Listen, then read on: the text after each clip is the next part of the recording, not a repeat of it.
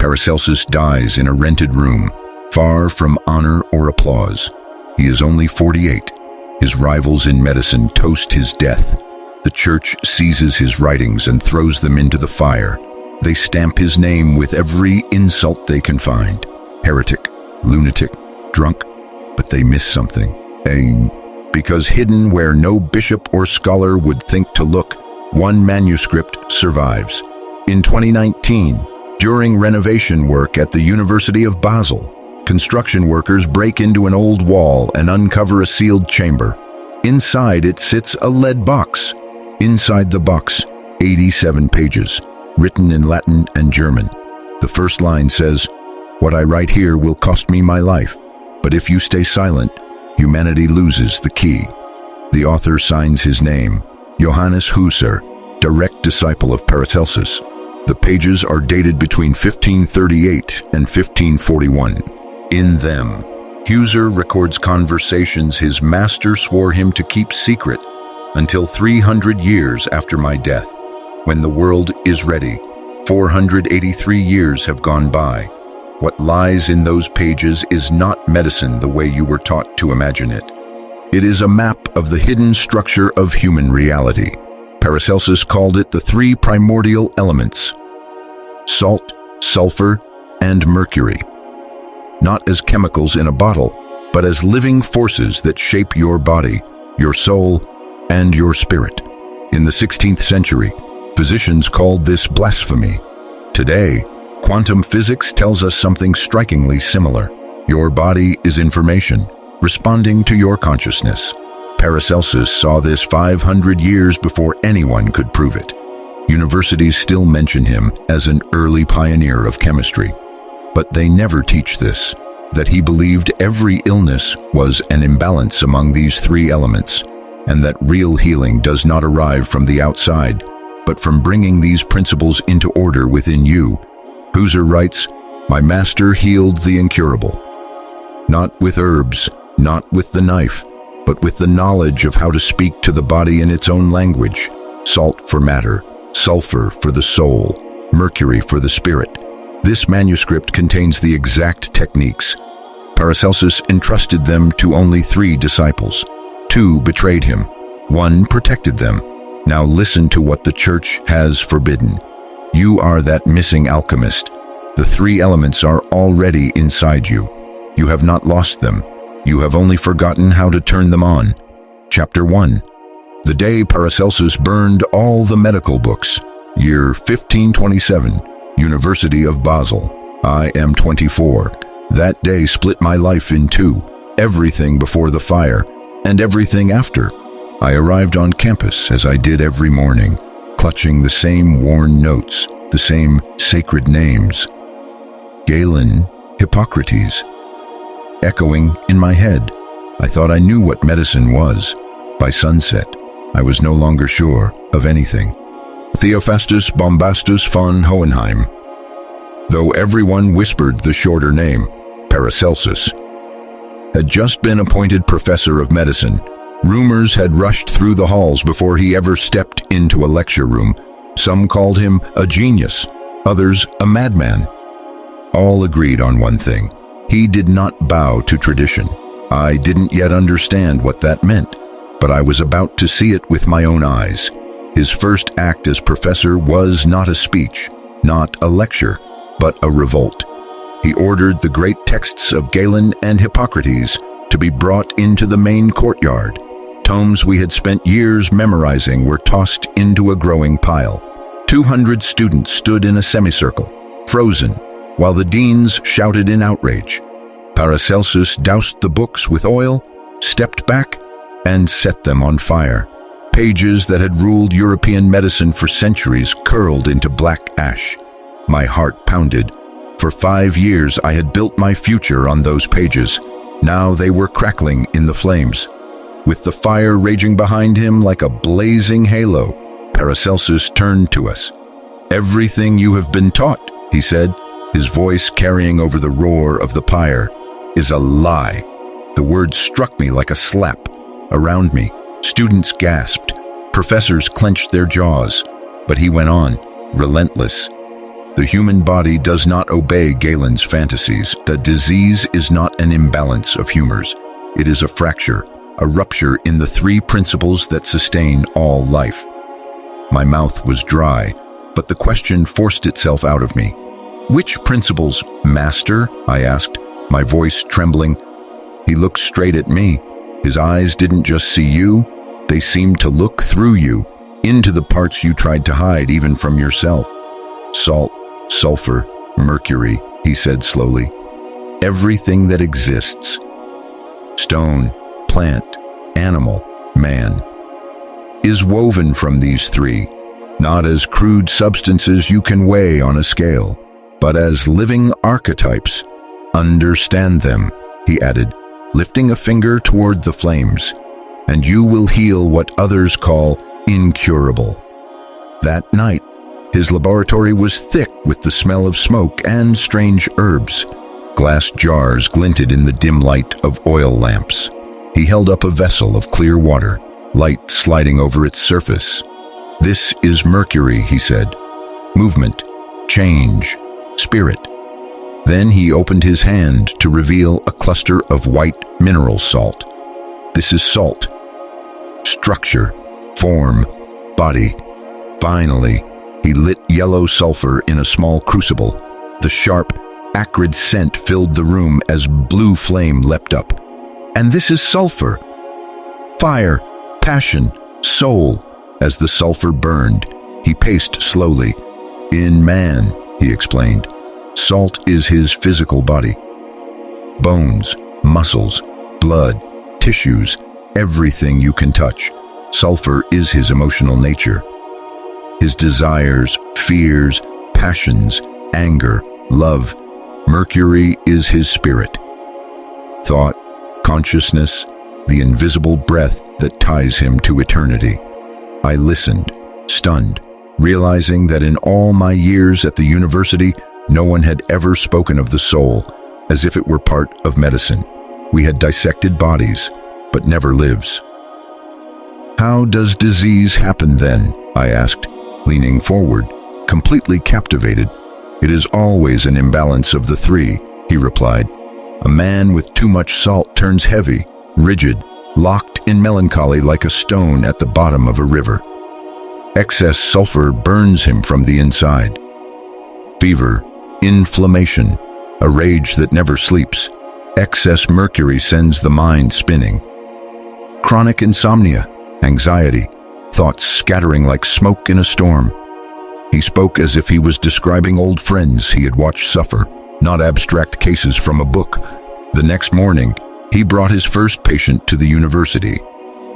An act that many professors thought beneath them. The man was a merchant named Wilhelm, 52 years old, paralyzed on the left side of his body for 2 long years. The physicians of Basel had pronounced it incurable apoplexy. His family had already ordered his coffin, accepting that he was, for all practical purposes, a dead man waiting to be buried. Paracelsus did not rush to him, did not perform any dramatic maneuver. He simply watched. Minutes passed in silence, the kind of silence that makes everyone else uncomfortable. Then he spoke. "Your salt has hardened with fear," he told Wilhelm softly. "Your sulfur has been extinguished by resignation. Your mercury is trapped because you have forgotten who you are beyond this sick body." The words broke something inside the man. Wilhelm began to cry, not just from pain, but from being seen. The other physicians scoffed. They saw no hope, no potential, only a ruined body. They did not know the 3 elements, but Paracelsus did. And now, so did I. For 40 days, the master guided Wilhelm through what most doctors at the university would have mocked as nonsense.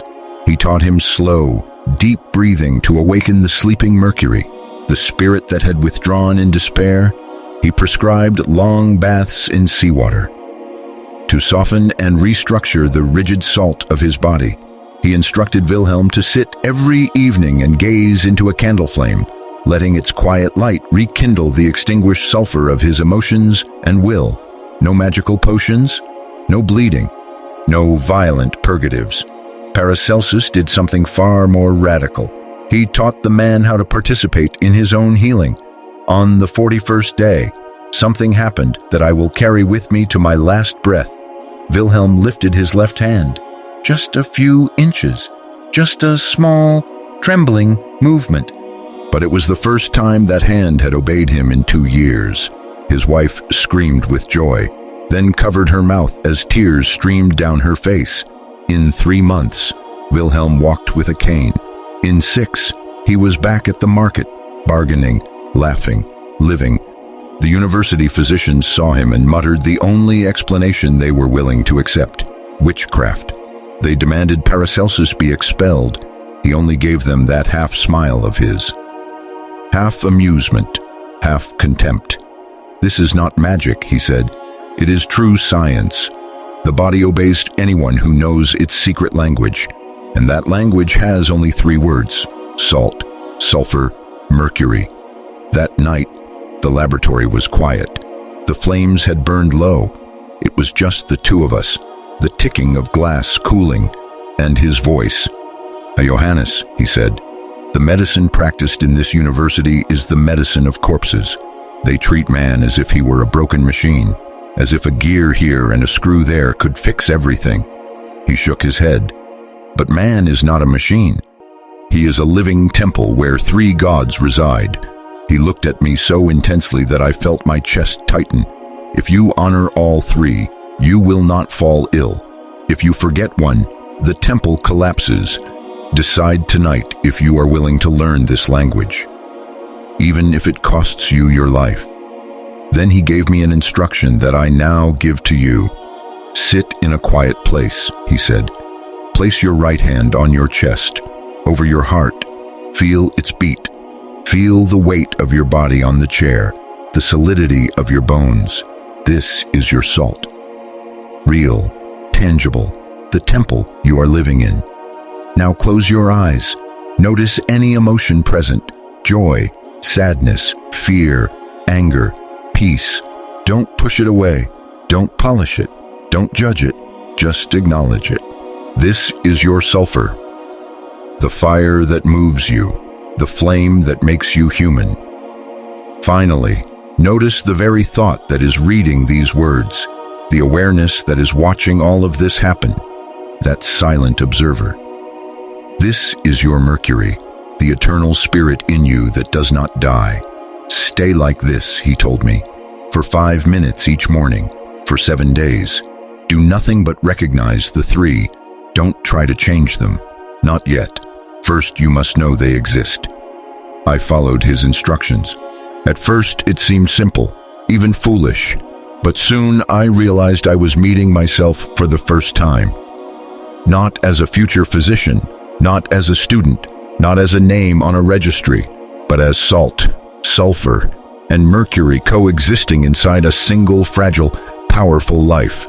Paracelsus would often summarize it in one sentence: the kind that lodges in your heart and refuses to leave. The first step of healing is to know the 3 parts of yourself, he'd say. The second is to learn how to speak to them. The third is to order them, to place each in its right seat in the temple. Then he would pause, letting the words sink in. "But without the first step," he'd add quietly, "the other 2 are impossible." And that is how my life changed. Not in the moment the books caught fire, but in the moment I realized the true text I had to study was myself. Chapter 2, Salt, the temple that sustains your soul. Autumn, 1538. 11 years have passed since the day I watched Paracelsus burn the books. I am no longer the trembling student in the courtyard. I am now his permanent assistant, his shadow in the laboratory. This morning, I find him at the workbench, grinding thick sea salt crystals in a stone mortar. The sound is steady, like distant thunder. "Most doctors," he says as the white powder piles up, "chase symptoms. Headache, they bleed. Fever, they purge. Tumor, they cut. They amputate what they do not understand. I am not interested in symptoms. I am interested in the root, and the first root of every chronic disease, he pauses, is corrupted salt. I lean over his handmade microscope. Nothing like the instruments future centuries will invent, just a polished glass lens he shaped with his own hands. He places a single drop of human blood on a slide and nudges it beneath the lens. Look, he instructs. Through the glass, I see tiny crystalline patterns, delicate and luminous. That, he says, is the salt of life. The invisible architecture. In a healthy man, these structures are perfect, geometric, radiant like invisible diamonds. Then he swaps the slide for another drop. From a sick patient. Now compare. The crystals are different, disordered, dull, fractured. Why is it like this? I ask. His voice deepens. Because salt is living memory. Every cell in you remembers. Each blow you endured, each toxin you swallowed, each thought you've repeated for years like a curse. Salt records it all. He straightens up and wipes his hands on a cloth. So understand this, Johannes, he continues. Chronic illness is not bad luck. It is not a punishment from heaven. It is memory trapped in matter. That afternoon, a man arrives at the laboratory. His name is Johann, a 38-year-old carpenter. For 12 years, he has lived with unbearable pain in his lower back. He has seen 8 different doctors. They bled him until he fainted, plastered him with poultices, ordered novenas and pilgrimages. Nothing helped. He walks bent over like a man twice his age. Paracelsus studies him in silence, not touching him, only watching. After several long minutes, he says quietly, "Your salt is poisoned. Not by food, not by disease, but by resentment.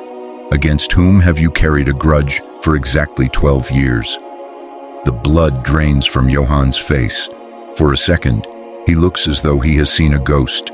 When he finally speaks, his voice shakes. "My older brother," he whispers. 12 years ago, he stole my inheritance. I lost everything." Paracelsus nods once. "Exactly. And your body has replayed that day every single morning since.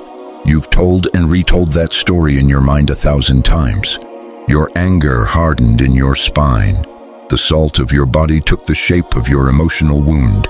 Until you release that story, your back will never heal.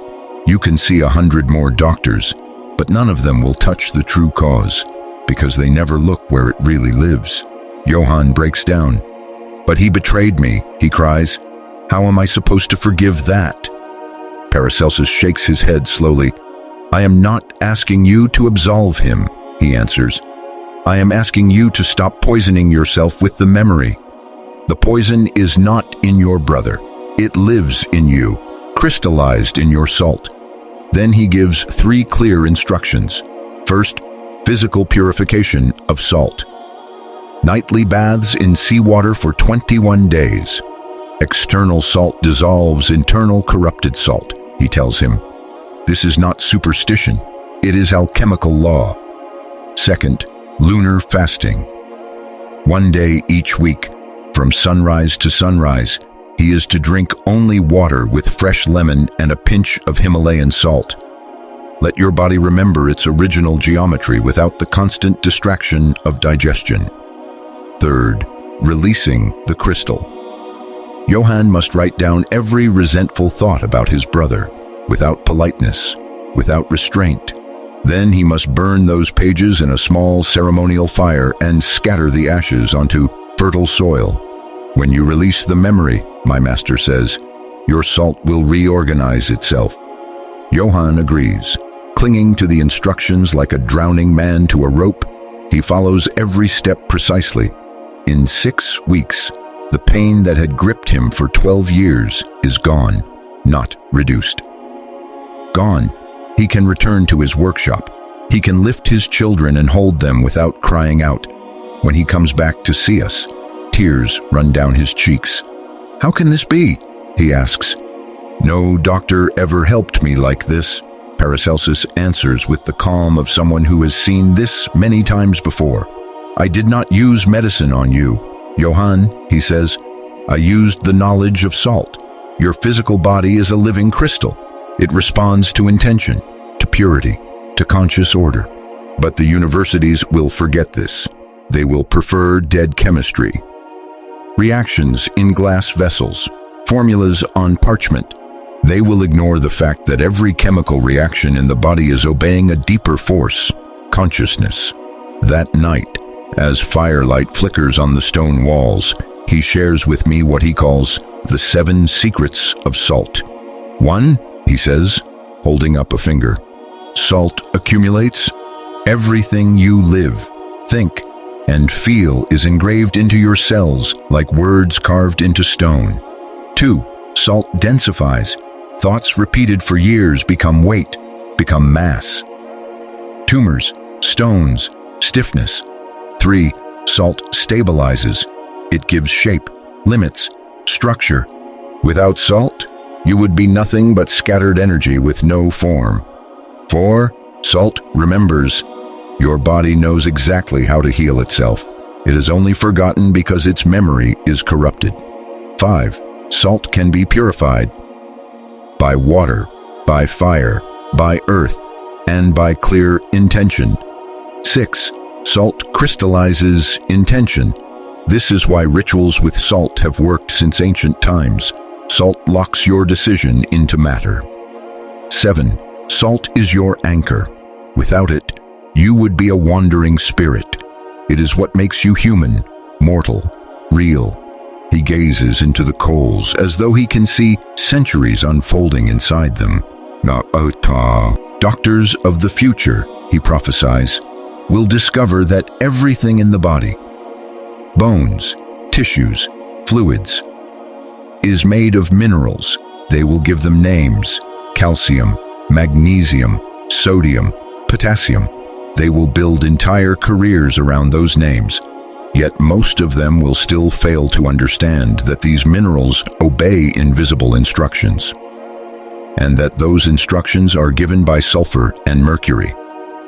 In those days, Paracelsus often ended his teachings with a practice, something simple yet powerful enough to rearrange a life. He called this one his 21-day salt ritual. Each night before sleep, he would say, fill your tub or a large basin with hot water. Add 2 generous cups of sea salt or Himalayan salt. Submerge your body for 20 whole minutes. While you soak, repeat out loud, my salt is purified. My body remembers its perfect original order. See, in your mind's eye, golden crystals of light forming and realigning in every cell. Imagine the salt in the water gently dissolving the corrupted salt inside you. When you step out, do not rinse with clean water. Dry yourself softly and let the thin veil of salt remain on your skin until morning. Once a week, he continued, keep a liquid fast for 24 hours.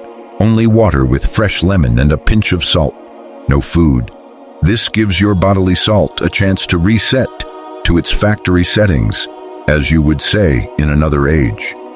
He always reminded me, purified salt is only the foundation. A building is not held up by perfect stones alone. It needs fire to animate it, to bring warmth and movement. And that sacred fire lives in the second element. Chapter 3, Sulfur, the fire that heals or destroys. Winter, 1539. There is a case from that year that split my understanding of illness in two, before Katerina and after her.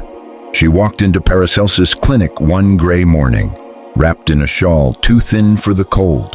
She was 29, but her skin had the color of wax, and her eyes looked older than any calendar could count.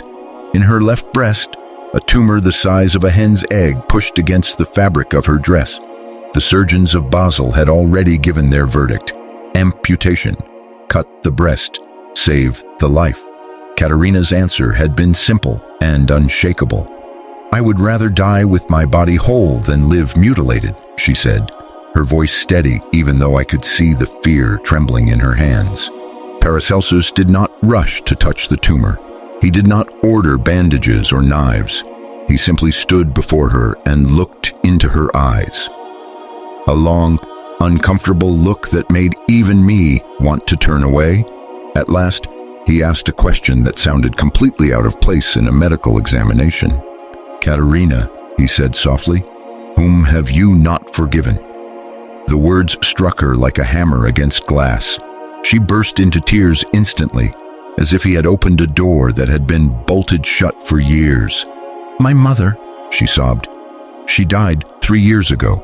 Not once in my whole life did she tell me she loved me. Not once. I was always waiting to hear it. I waited and waited. Those words never came." The master nodded, slowly, gravely. "Your tumor," he said, "is not just flesh. It is unloved love, crystallized in your chest. In the exact place where a mother's love should live, emotional sulfur, when it is buried and silenced for years, begins to rot, and what rots in the soul sooner or later becomes poison in the body. You do not need them to cut you. You need to transmute your inner fire." That night, in the quiet glow of candlelight, he explained sulfur to me as if he were revealing a sacred secret. "Sulfur," he said, "is the element of the human soul. It is pure fire. Passion, desire, anger, love, pain, joy, every feeling that makes life unbearable and beautiful at the same time. When this fire flows freely, it is the greatest medicine there is. When it is blocked, denied, or suppressed, it stagnates, rots, and becomes the most lethal disease." He looked at me with the weight of many years in his gaze. "Every serious illness, Johannes, every single one, has its deepest root in corrupted or stagnant sulfur." "How can you be so sure, Master?" I asked, still clinging to the logic of the university. "Because I have watched it in more than 300 patients over 20 years, he replied without hesitation. "Tumors grow from grudges guarded for years like cursed treasures, severe arthritis from guilt that is never forgiven, heart disease from love that is never expressed, chronic digestive troubles from emotions that were never truly digested. This is not pretty metaphor. It is spiritual mechanics. Precise, reliable, and unforgiving as a Swiss clock." Katerina accepted his treatment not because it made sense to her, but because the alternative was to be cut apart. She had nothing left to lose. For 3 full months, Paracelsus guided her through a strange and sacred journey. Phase 1, recognizing the inner fire. "Each day," he told her, "you will write in a journal, what emotion did I repress today? You will not decorate it. You will not excuse it. You will write with brutal honesty. Then you will sit with that feeling in solitude. You will let yourself cry if your body wants to cry. You will let yourself tremble if your body needs to tremble. No more prison inside your chest." Phase 2, transmutation by fire. Every night, she was to sit for 30 minutes in front of a single candle flame. "Breathe its warmth," he instructed. "Imagine the tumor bathed in golden fire. Not hacked apart, not violently destroyed, but purified like metal in an alchemist's crucible." The tumor was no longer an enemy. It was wounded sulfur being taken to the fire to be made clean. Phase 3, releasing sulfur through the voice. "You will speak to the tumor," he told her, as if it were a living being. At first, she resisted, embarrassed, but slowly she learned to say, out loud, "I see you. I know why you are here. You are my pain-made flesh. You are the love I never received from my mother, but I do not need you anymore. You are no longer necessary. You may go now, in peace." She did this every day, 15 minutes without fail, her voice shaking at first, then growing steadier, stronger. In 40 days, we measured the tumor. It had shrunk by nearly a third. In 3 months, it was gone. Not softer, not smaller. Gone. The surgeon who had once recommended amputation examined her with trembling fingers, his face drained of color. "This is impossible," he muttered. "Tumors do not simply vanish. This is witchcraft. or the work of Paracelsus? My master answered calmly, "It is neither. It is a deep understanding of human nature. Tumors are sulfur, emotional fire, that has hardened into matter. When you transmute the fire at its source, the tumor loses its reason to exist. It dissolves because the dense emotion that nourished it day after day is no longer there."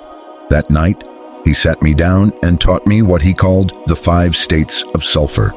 1, he began, fluid sulfur. This is perfect health. Emotions are felt fully and released naturally. Passion becomes creative action. Anger is expressed and then it fades. Sadness is cried and slowly becomes wisdom.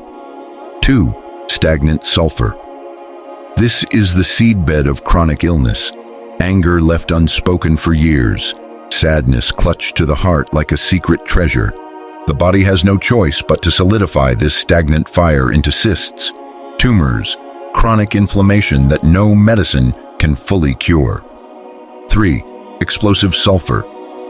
This is acute and violent disease, suppressed anger that finally erupts like a volcano. Very high fevers, fierce skin eruptions, sudden attacks. The body is desperately trying to throw out, all at once, the fire it was forced to hold inside. 4, extinguished sulfur. This is the kingdom of deep, bottomless depression. Passion has been stifled so long that the inner flame goes out altogether. You see it as chronic fatigue without clear cause, despair that no herb can touch, an immune system so weakened that life itself feels too heavy. 5, transmuted sulfur. This, he said with a quiet reverence, is the true power of the healer. Here, emotional fire is consciously transformed into medicine for others. This is where the real physician of the soul is born. He watched the candle on the table, its small flame dancing in the draft. Doctors of the future, he said, will discover that emotions are chemicals. They will give them names: cortisol, dopamine, serotonin. They will speak of neurotransmitters and hormones and measure them in tiny glass tubes. He sighed. But most of them will never grasp that those chemicals are only the footprints of something deeper, invisible sulfur. They will try to manipulate that sulfur from the outside, with pills and powders. But you cannot command sulfur from the outside. You can only transmute it from within, with consciousness. From Katerina's case came one of his most powerful practices, the sacred fire ritual. 15 minutes each night, for 40 consecutive days, he instructed me to teach others. Light a single candle in a dark room, sit in front of it, breathe deeply 3 times, then ask aloud, "What emotion did I repress today?" The very first one that appears in your mind is the one. Do not argue with it. Allow yourself to feel it fully for 2 minutes. Do not control it. If tears come, let them fall. If your body wants to shake, let it shake. Then look into the flame and say, "I offer this emotion to the sacred fire to be transmuted into pure light." Visualize that feeling as dark smoke rising from your chest and entering the flame. Watch it burn and become bright golden light. Then imagine breathing that light back into your body. Let it fill the space where the heavy emotion once lived. When you are done, he would add, extinguish the candle. Sit for a moment in silence and give thanks. Not to me, not to any doctrine, but to the fire itself, and to the courage in you that dared to face what you once hid. That winter, watching Katerina reclaim her life, I understood something that no anatomy lesson had ever taught me. Before a disease appears in the body, it burns for years, unseen, in the sulfur of the soul. Chapter 4, Mercury, the spirit that orders reality. Spring, 1540. For the first time in 11 years, I saw my master brought low. Paracelsus lay in bed, his breath ragged, a high fever burning through him like a wildfire. Each cough seemed to tear his chest from the inside. The doctors of Basel came in turn, muttering the same diagnosis: severe pneumonia. Their solution was as predictable as it was blind. Bloodletting, more bloodletting, maybe leeches. He waved them away with a weak, impatient hand. Idiots, he whispered, voice cracked and dry. They know nothing. I sat beside him, my heart clenched in fear. The man who had healed so many now looked frighteningly fragile. Master, what do you need? What medicine shall I prepare? He gave me a faint smile, lips split from the fever. This is not pneumonia. Johannes, he said. This is my own forgetting. I have neglected my Mercury. I have been so busy healing others that I abandoned my own spirit. My mind scattered into 1,000 pieces. Mercury has weakened. And when Mercury weakens, the body forgets how to order itself. How do you heal Mercury? I asked, desperate for something to do, something to mix, something to grind. With silence, he replied, voice barely audible. With conscious breathing, with remembering who I am beyond this borrowed body. His eyes closed, and for a moment I thought he had slipped away, but then he continued. Mercury is the thread that connects us to the source of life. When you lose that thread, the body loses its instructions for healing. For 3 days I did something that felt unbearable at first. I did nothing. I did not speak to him. I did not pour out questions. I simply sat in silence at his side, breathing with him, watching, waiting. On the 3rd day, he drew a deeper breath, long and smooth. His gaze cleared, his eyes shining again with that familiar inner light. It has returned, he said softly. My Mercury has returned to its place. I will be well within a week. And, as he had foretold, so it was. When his strength returned, he called me to his study. The air smelled faintly of ink and herbs. Mercury, he began, is the most misunderstood of the 3. He held up a small vial, then set it back down as if to remind me that the real thing could never be bottled. The alchemists call it the universal spirit. Physicians ignore it because they cannot weigh it, cannot cut it, cannot see it on a table. Yet it is Mercury that gives life to every piece of matter. He leaned toward me. Think, Johannes, what is the difference between a living body and a freshly dead corpse? The organs are the same. The bones, the blood, the chemistry. Identical. The only thing missing is Mercury, the animating spirit. When Mercury departs, death arrives in an instant. But long before that final moment, Mercury can weaken, fade, become confused. And when that happens, illness approaches like a shadow. That afternoon, a new patient came to the clinic.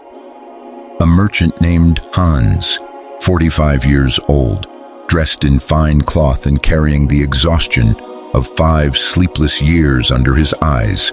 I do not sleep more than 3 hours a night, he confessed, his voice shaking at the edges. I have consulted every doctor in Basel, swallowed every herb, brewed every tea. Nothing works.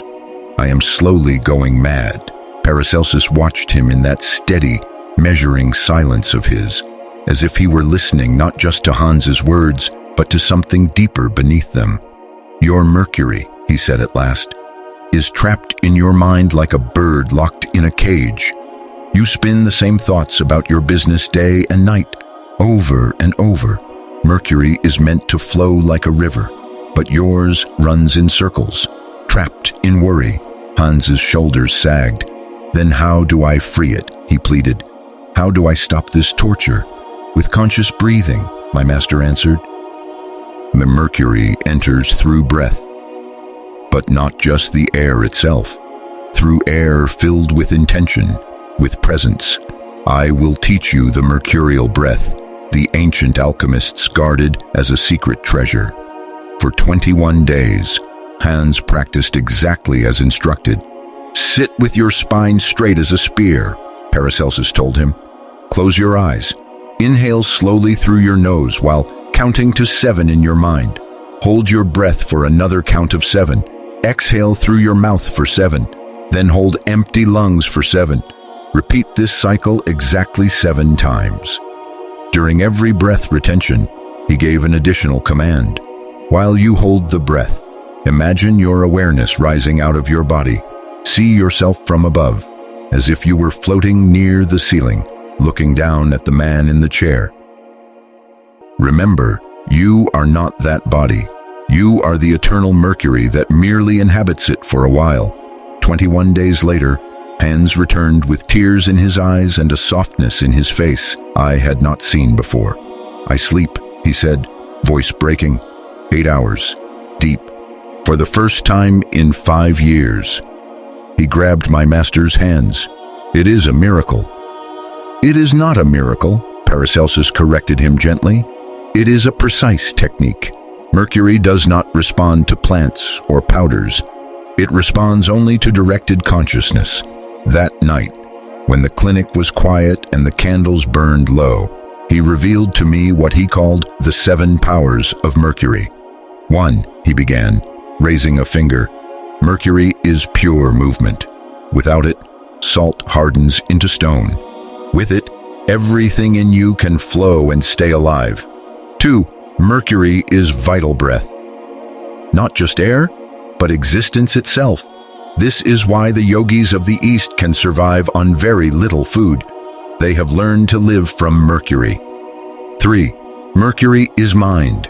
Every thought is Mercury in motion. Repeat a thought often enough, and it condenses into salt. A habit, a structure, charge a thought with strong feeling and it becomes sulfur. A burning emotion. 4, Mercury is the sacred bridge between mortal body and immortal soul, between human and divine. This is why every spiritual tradition, no matter how different, uses breath to touch the sacred. 5, Mercury is divine order. When your mind is clear like a mountain lake, your body knows exactly how to heal. When your mind is a storm of confusion, the body inevitably grows sick. 6, Mercury is pure intention. A focused thought can arrange matter directly. That is why visualization works. It is Mercury speaking instructions to salt.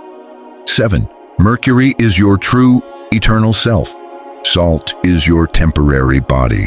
Sulfur is your shifting personality, your moods, your stories. Mercury is the part of you that never dies.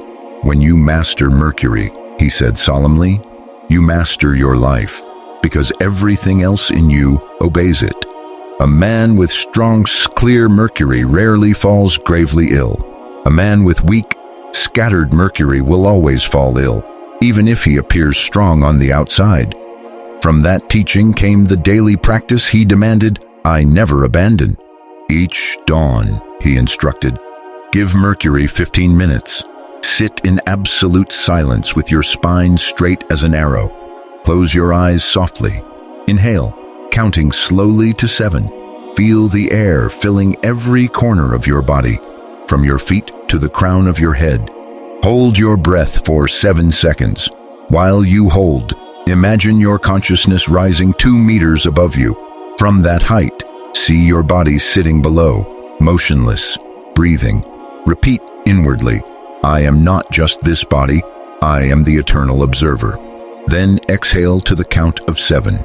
And as you breathe out, imagine yourself descending again, bringing down with you a stream of golden light, as if you were wrapping your body in liquid gold from the inside. Hold your lungs empty for 7 more seconds. In that emptiness, feel the vastness, the silence. Pure Mercury. Repeat this cycle exactly 7 times, without rushing. When you finish, he added, speak aloud 3 times. I am eternal Mercury. I order my salt. I direct my sulfur. I am the spirit that governs my temple. Then fall silent and listen, if only for a breath, to the echo of those words inside your chest. Before extinguishing the candle that night, Paracelsus looked at me with unusual gravity. The 3 elements have shown themselves to you now, he said. Salt, sulfur, Mercury. But knowing their names is not enough. You must learn to balance them. A temple stands only when all its pillars bear their weight. Chapter 5. The Alchemical Diagnosis.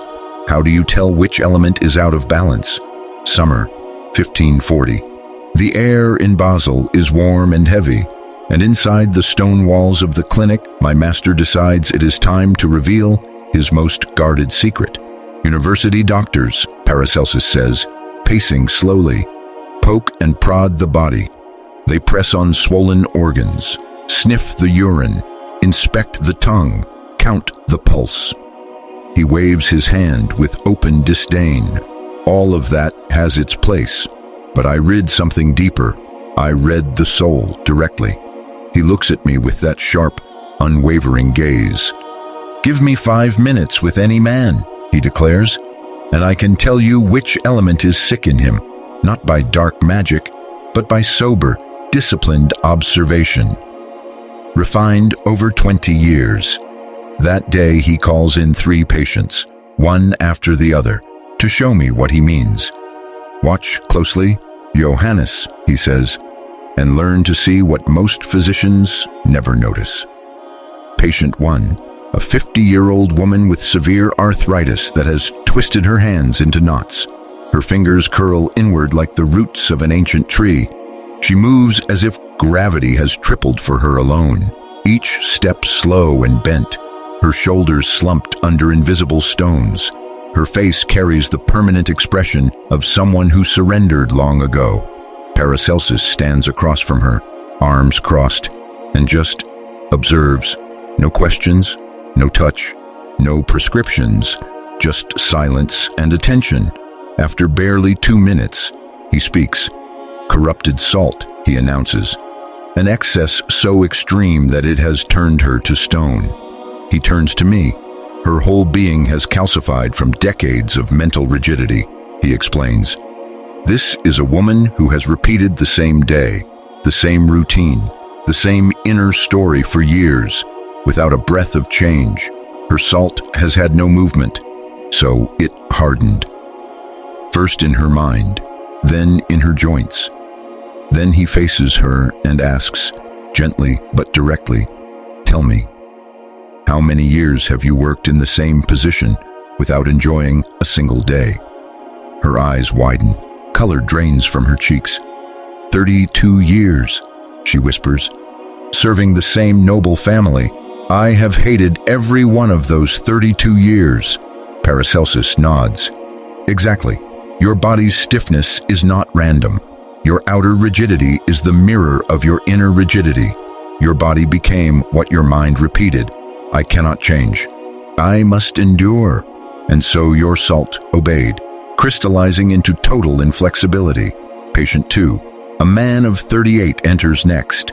His skin is reddish, as if he lives under a sun no one else can see.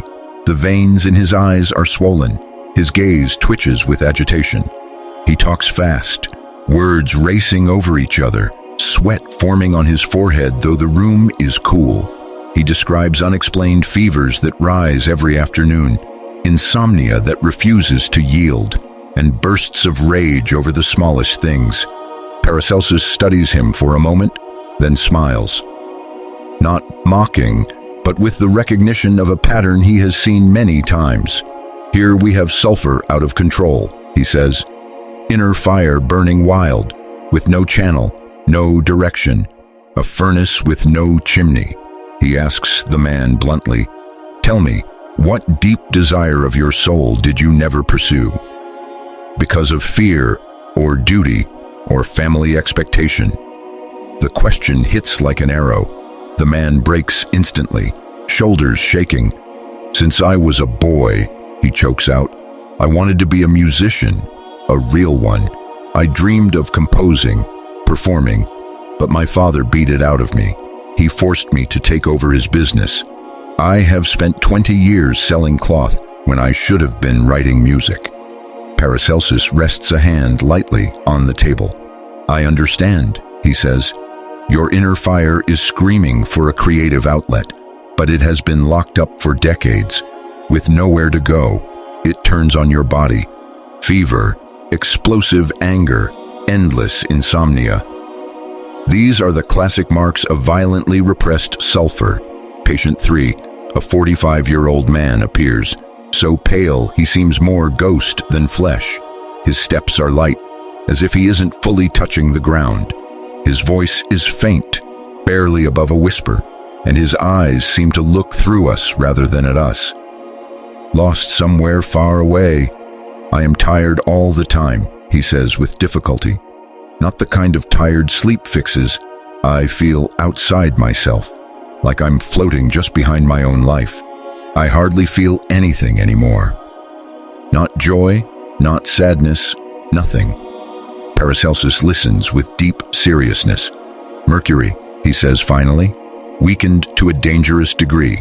This man has lost almost all contact with his own spirit. His consciousness is scattered, broken into pieces. The mercury that should keep him anchored to life has slipped away like smoke.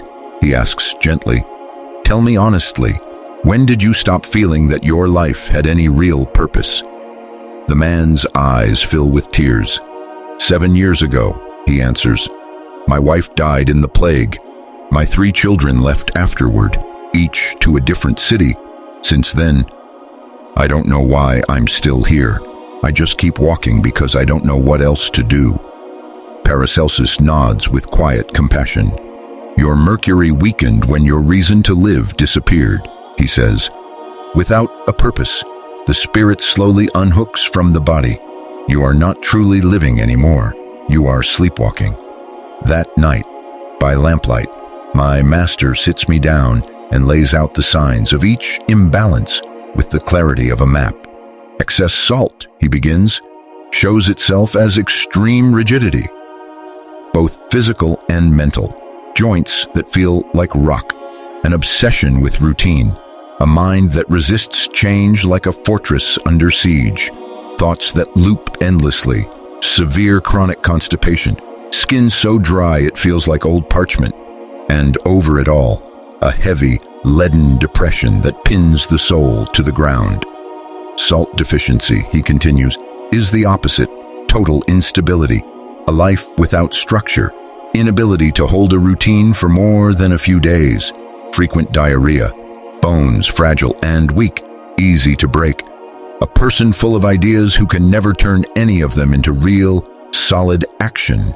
Nothing ever takes form.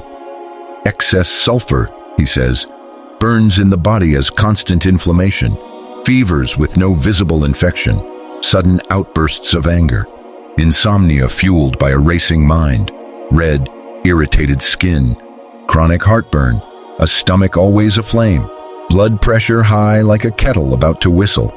Sulfur deficiency, he explains, shows as emotional winter, a coldness of feeling, apathy that turns life gray, a vanished libido, a body that runs cold, hands always chilled, no drive, no enthusiasm. The person does not hurt intensely, but nothing excites them either. The fire has gone out.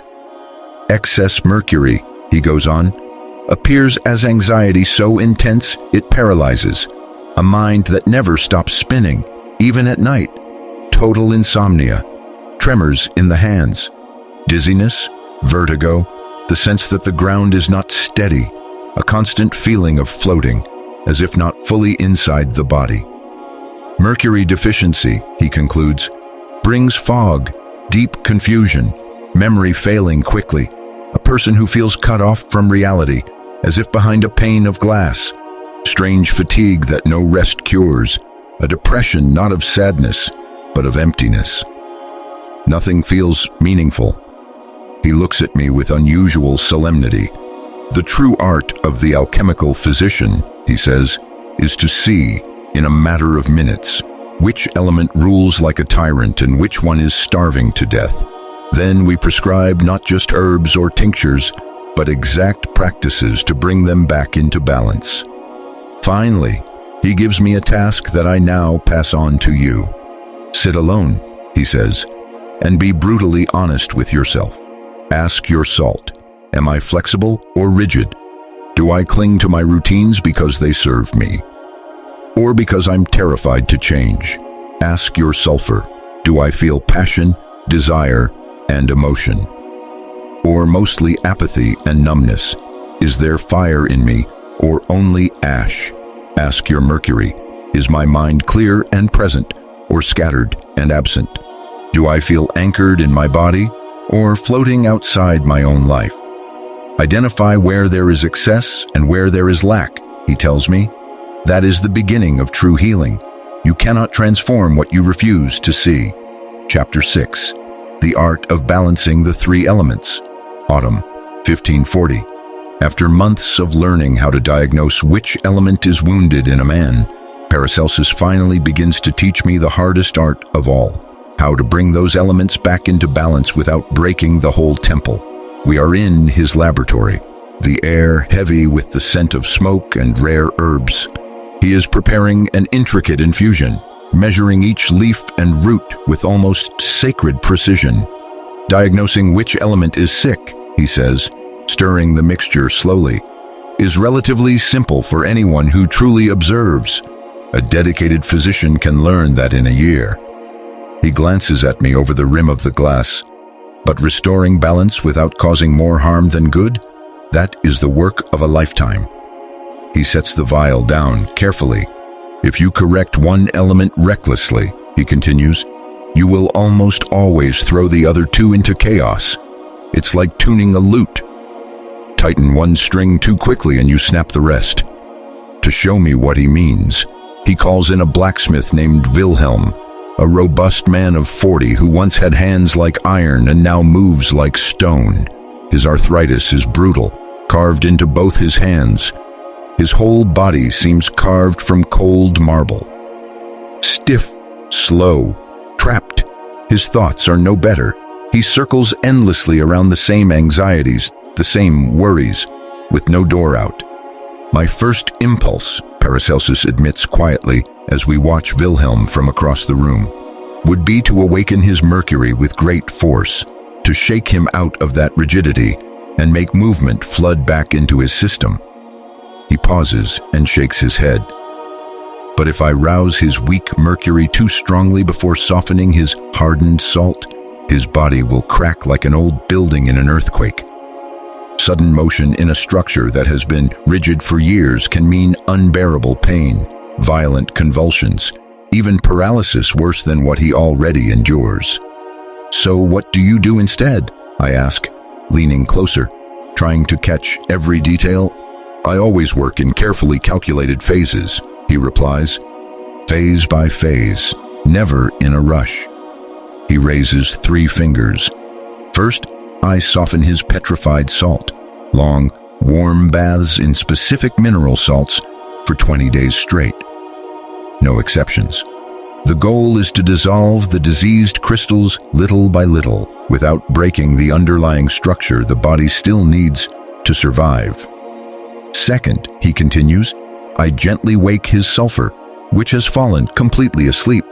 Each day, I have him sit in front of a candle for 30 minutes, watching the flame, letting long-buried emotions begin to move again, like stagnant water slowly returning to flow. Third, and only then, his voice lowers, do I touch his Mercury. With the salt softened and the sulfur starting to flow, I introduce progressively deeper conscious breathing.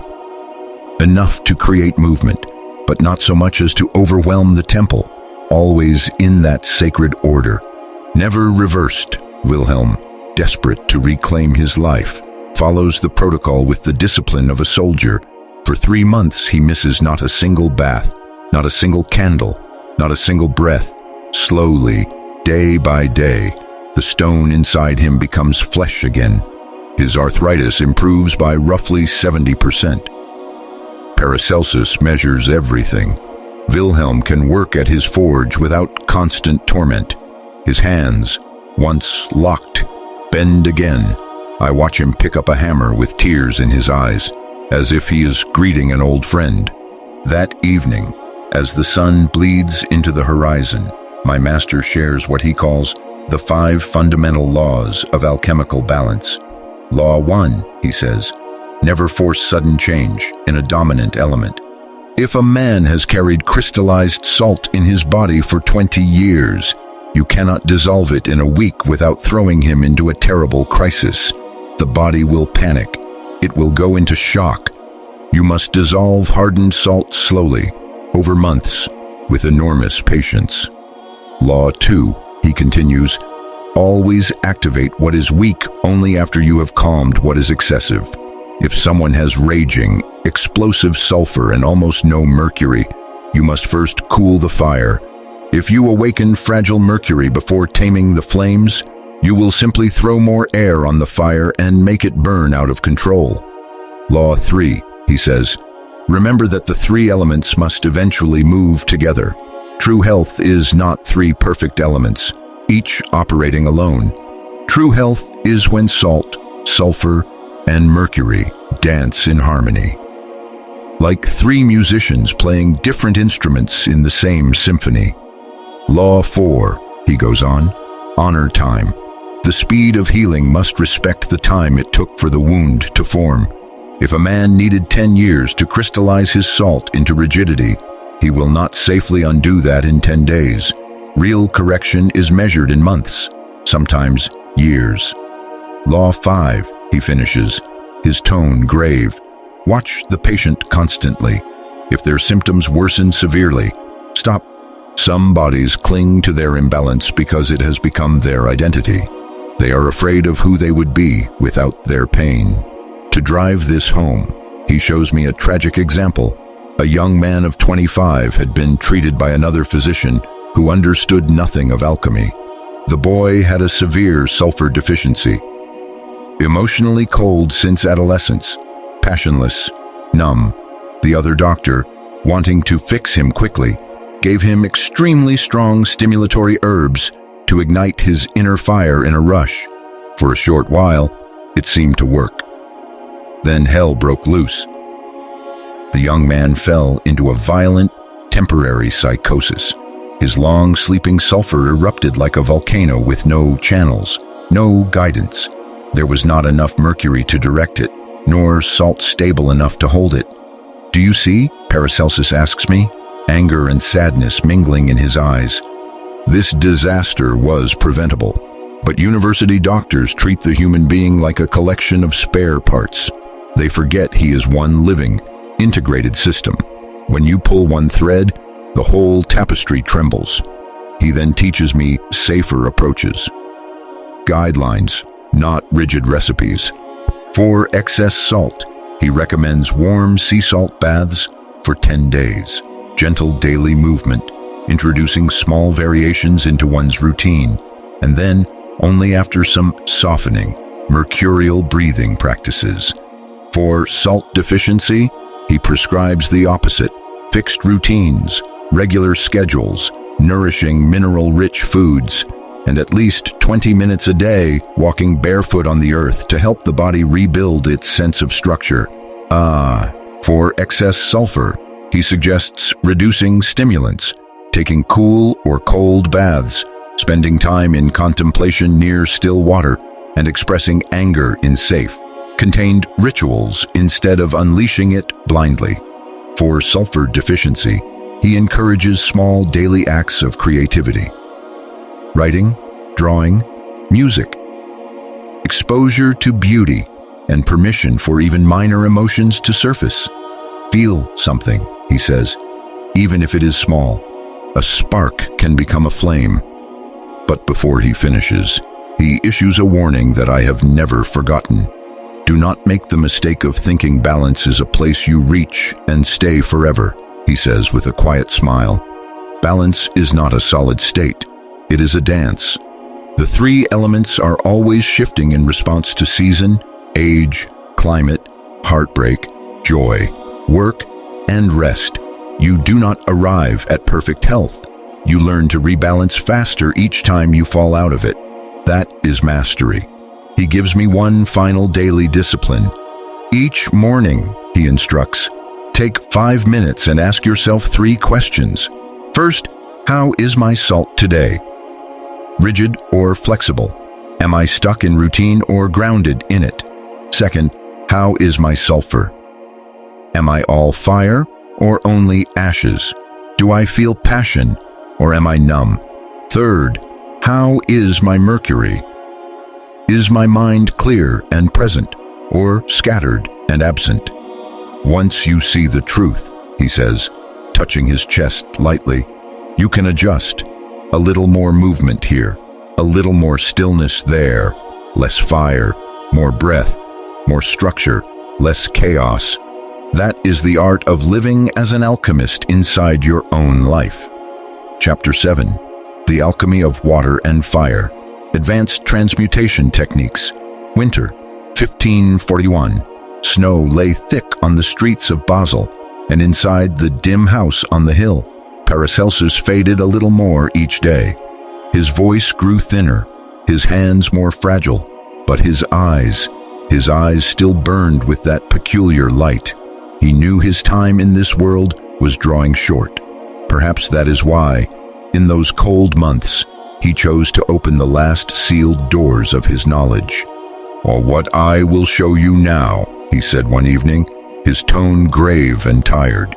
"I have shared with only 2 people in my entire life. One betrayed me and sold the knowledge to charlatans. The other died before he could master it. You will be the third, and perhaps the last." We were in his most secret place, a private laboratory buried deep beneath his house, far from curious eyes. The air was cool and damp, smelling of stone and old wood. On the table in front of us rested 2 simple but sacred vessels, one filled with crystalline spring water, the other holding a quiet, smoke-free oil flame that burned with unwavering steadiness. "The 3 elements are not locked inside your skin," he said softly, watching water and fire as if they were living beings. "They are woven through all of nature. And if you know how to listen, nature can teach your body how to restore itself with absolute precision." He placed a hand over the bowl of water. "Today I will show you the alchemical bath of total regeneration. This technique," he continued, "is not for ordinary illness. It is for the edge of the cliff. When the 3 elements are shattered, when common medicine stands helpless, when death feels only days away, it is dangerous. Johannes, it can heal completely, or it can kill in the attempt. That is why I have used it only in the most desperate cases." His voice trembled slightly. "Not from fear, but from the weight of responsibility." He told me then about Anna, a 35-year-old woman consumed by consumption. The doctors had given her 3 weeks at most. Her body was exhausted beyond words, too weak to sit up, her skin the color of cooled ash, her eyes hollow and dull. Her salt had crumbled, he said quietly. Her sulfur was nothing but a memory. Her mercury had already loosened its grip on the body and drifted toward the other side. By all reasonable measure, she was already halfway gone.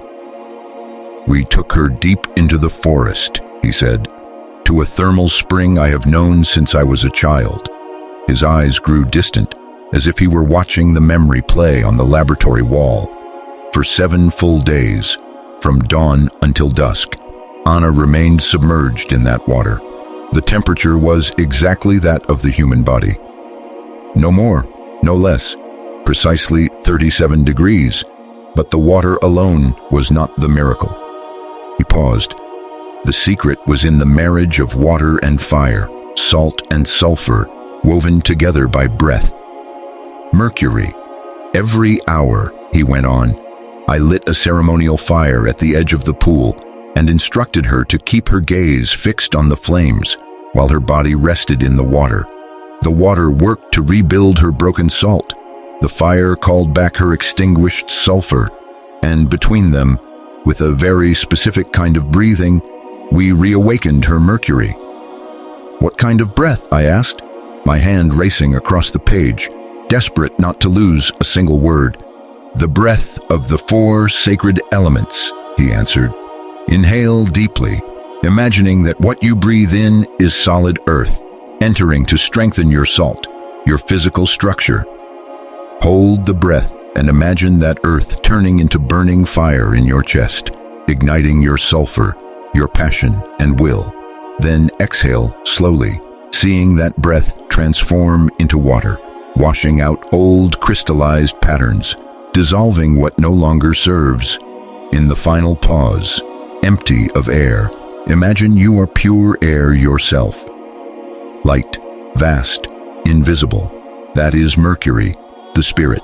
Anna practiced this sequence without a single complaint, 7 days in a row, hour after hour. On the 7th day, something remarkable happened. Color returned to her cheeks, the faintest rosy hue blooming where there had been only gray. Her eyes, once hollow, caught the light again.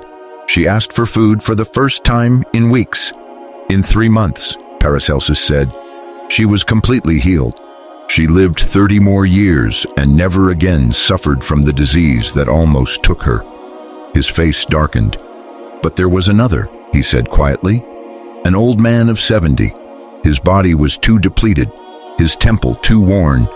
We tried the same process, and instead of rising, it exhausted what little life he had left. He died on the 3rd day. He let the silence hang heavy between us. So how do you know when to use this technique? He asked, answering his own question. You look into the eyes.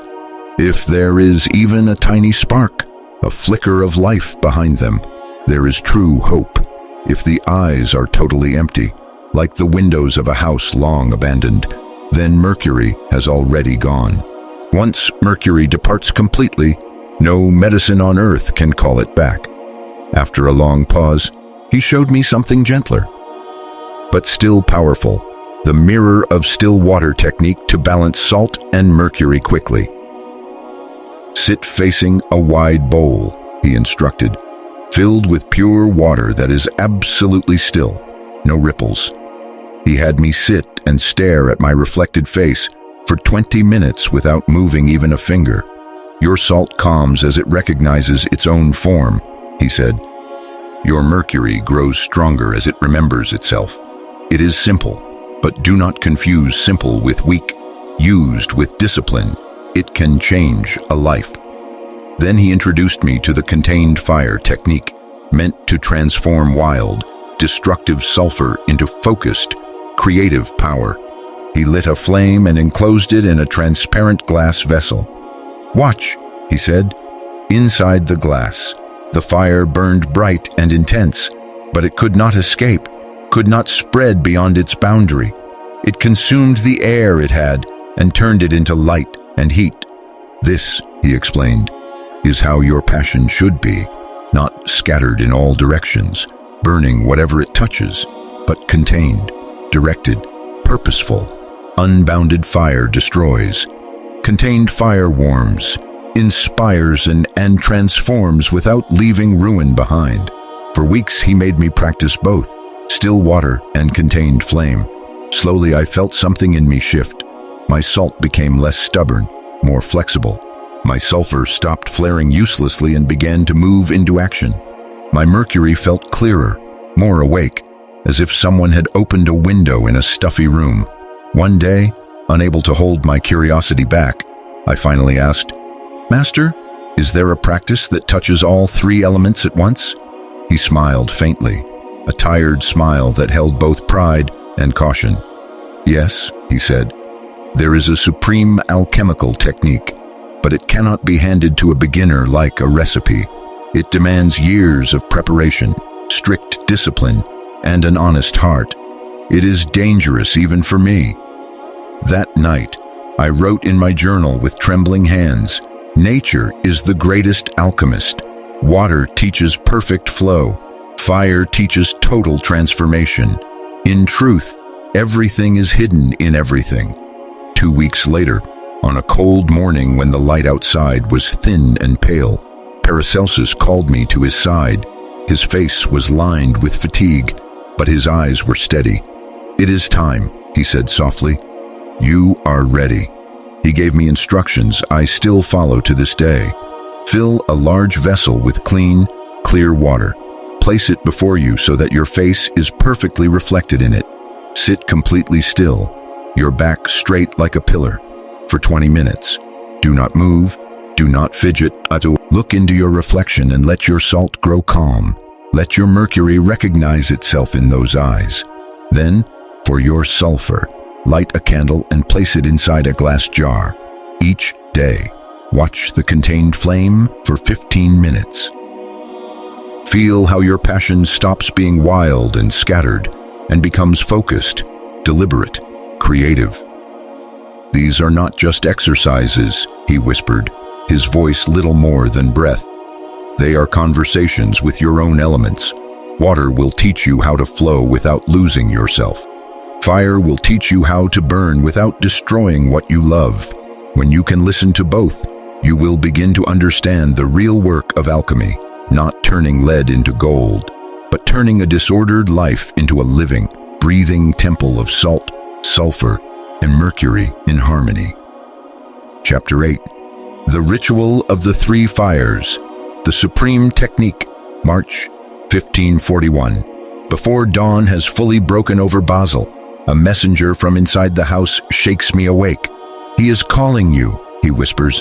I run to Paracelsus' room, heart pounding. He is sitting up in bed, thinner than I have ever seen him. His cheeks are hollow, his hands frail, but his eyes burn with a fierce, almost unbearable intensity. Today, he says, voice firm despite the weakness of his body, I will teach you the final technique, the one that gathers salt, sulfur, and mercury into a single ritual. I call it the Ritual of the Three Fires. It works with three flames at once. It is the most dangerous practice I know, and also the most powerful. He rises slowly, leaning on my arm, and leads me to a place I never knew existed. Behind a hidden door in the back of his laboratory lies a secret chamber. The walls are covered with ancient alchemical symbols, stars and circles and cryptic signs that seem to pulse in the dim light. In the very center of the room stand three metal vessels, arranged in a perfect triangle on the stone floor. Each fire, he explains quietly, pouring oil into the bowls, embodies one of the three elements. He points to the vessel in the east. This is the fire of salt. White, steady, unwavering. He gestures south. This one is sulfur. Red, dancing, passionate.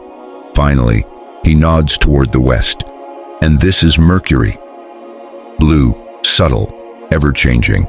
He lights all three with a ceremonial torch, moving with the solemnity of a priest at an altar. The chamber fills with shifting color. White, red, blue, painting the stone with moving shadows. The effect is hypnotic. It feels like standing inside a living symbol. The patient sits in the exact center of the triangle, Paracelsus says. They must remain there for a full hour without moving. During that hour, they perform the most complex breathing sequence I have ever used. He turns to me. Listen carefully. Every detail matters. First cycle, he begins. Look at the white flame in the east while you inhale, counting slowly to 8. As you breathe in, imagine your entire body turning to pure crystal. Clear, strong, perfectly ordered. This is your salt taking its rightful form. When your lungs are full, hold the breath for another count of 8. Feel the solidity of your bones, your muscles, your very structure. Second cycle, he continues. Now turn your gaze to the red flame in the south, while you exhale to the count of 8. As the air leaves you, see all that you no longer need. Old rage, buried sadness, ancient wounds. Leaving your body with the breath. This is your sulfur being purified. When your lungs are empty, hold again for 8 seconds and feel the clean, open space inside you where that dense emotion once lived. Third cycle, he says, moving his hand toward the western vessel. Then look at the blue flame while you inhale to 8. Imagine bright light descending through the crown of your head, filling your mind, your heart, your whole being. This is your mercury being strengthened, your spirit remembering itself. Hold for 8. feeling your connection to something eternal, far beyond the body and the center of the flames. Fourth cycle, he finishes. Close your eyes, exhale to the count of 8 and visualize salt, sulfur, and Mercury merging into a single radiant center inside you. No separation, no conflict, just one unified force. Pause in the emptiness that follows. In that brief silence, the 3 elements are one. These 4 cycles, he says solemnly, are repeated again and again for the entire hour. If they are followed exactly, the 3 elements align and balance in a way ordinary techniques can never touch. But if the person loses discipline, if they forget the breathing pattern, if fear takes hold, the very same fires that heal can throw the elements into chaos instead. He tells me then of a Tibetan monk he once met, who practiced something similar called tumo, inner fire meditation. The monks do it without physical flames, he explains. Their fires burn only inside. I discovered that real external fire amplifies the effect 1,000 times, but it also multiplies the risks. He insists that I must experience the ritual before I ever guide another through it. Under his direct supervision, I sit in the center of the triangle and begin. The first time, I lose the rhythm halfway through. My thoughts scatter, my counting breaks, fear creeps in. Within minutes, nausea rises, the room spins, and my heart races. Do you see? Paracelsus says gently when it's over. This is not for beginners. Distraction is dangerous here. The second time, I last 30 minutes before my mind slips again. No dizziness this time, but a deep fatigue, as if every part of me had been working harder than I realized. The third time, sweat dripping down my back, I complete the full hour. No skipped count, no lost focus, no fear, just breath, fire, and awareness. When I step out of the triangle, I feel something I had never known before in all my years of study. My body feels rested and alive, my emotions quiet but not numb, my mind clear and spacious. There is no internal argument, no clash between what I feel, what I think, and what I am. This, Paracelsus whispers, is what the ancients meant by illumination. Not some vague mystical cloud, but a precise state in the body. When salt, sulfur, and Mercury are in perfect harmony, you experience your true nature for a brief moment. Nothing missing, nothing extra. He looks at me with great seriousness. But remember, this ritual must only be used with those who are prepared. If a person is deeply unbalanced and tries this too soon, it can break them.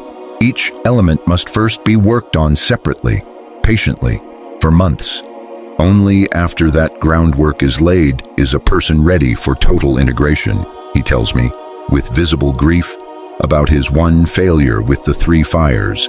A nobleman, desperate and terminally ill, begged him to perform the ritual right away, against his better judgment.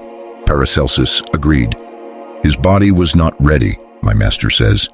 During the ritual, he convulsed violently. The interaction of the 3 fires was too strong for his exhausted temple. He survived, but he emerged weaker, not stronger. He lowers his eyes.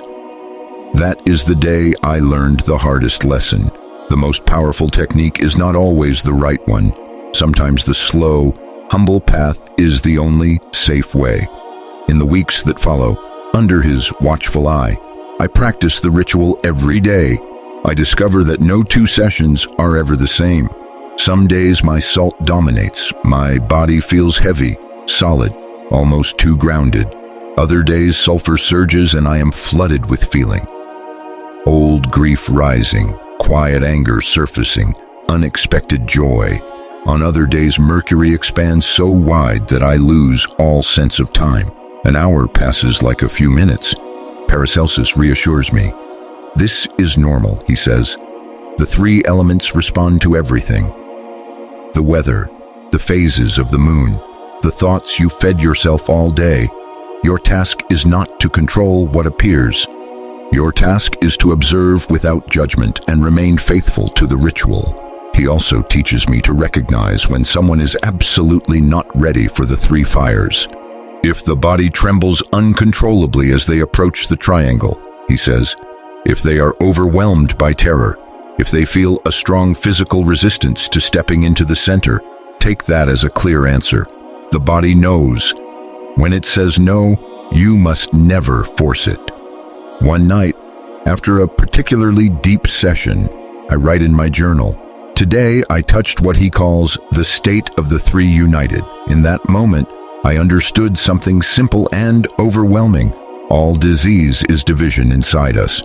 All healing is the reunion of what we separated." 2 days later, Paracelsus worsens suddenly. He no longer has the strength to rise from his bed. His breath is shallow, his skin pale, but his gaze remains sharp. He calls me to his side. "Ah, Johannes," he says quietly, "I have given you everything I could. I have shown you the three elements, the ways to balance them, the supreme ritual that brings them together. From here on, it is in your hands.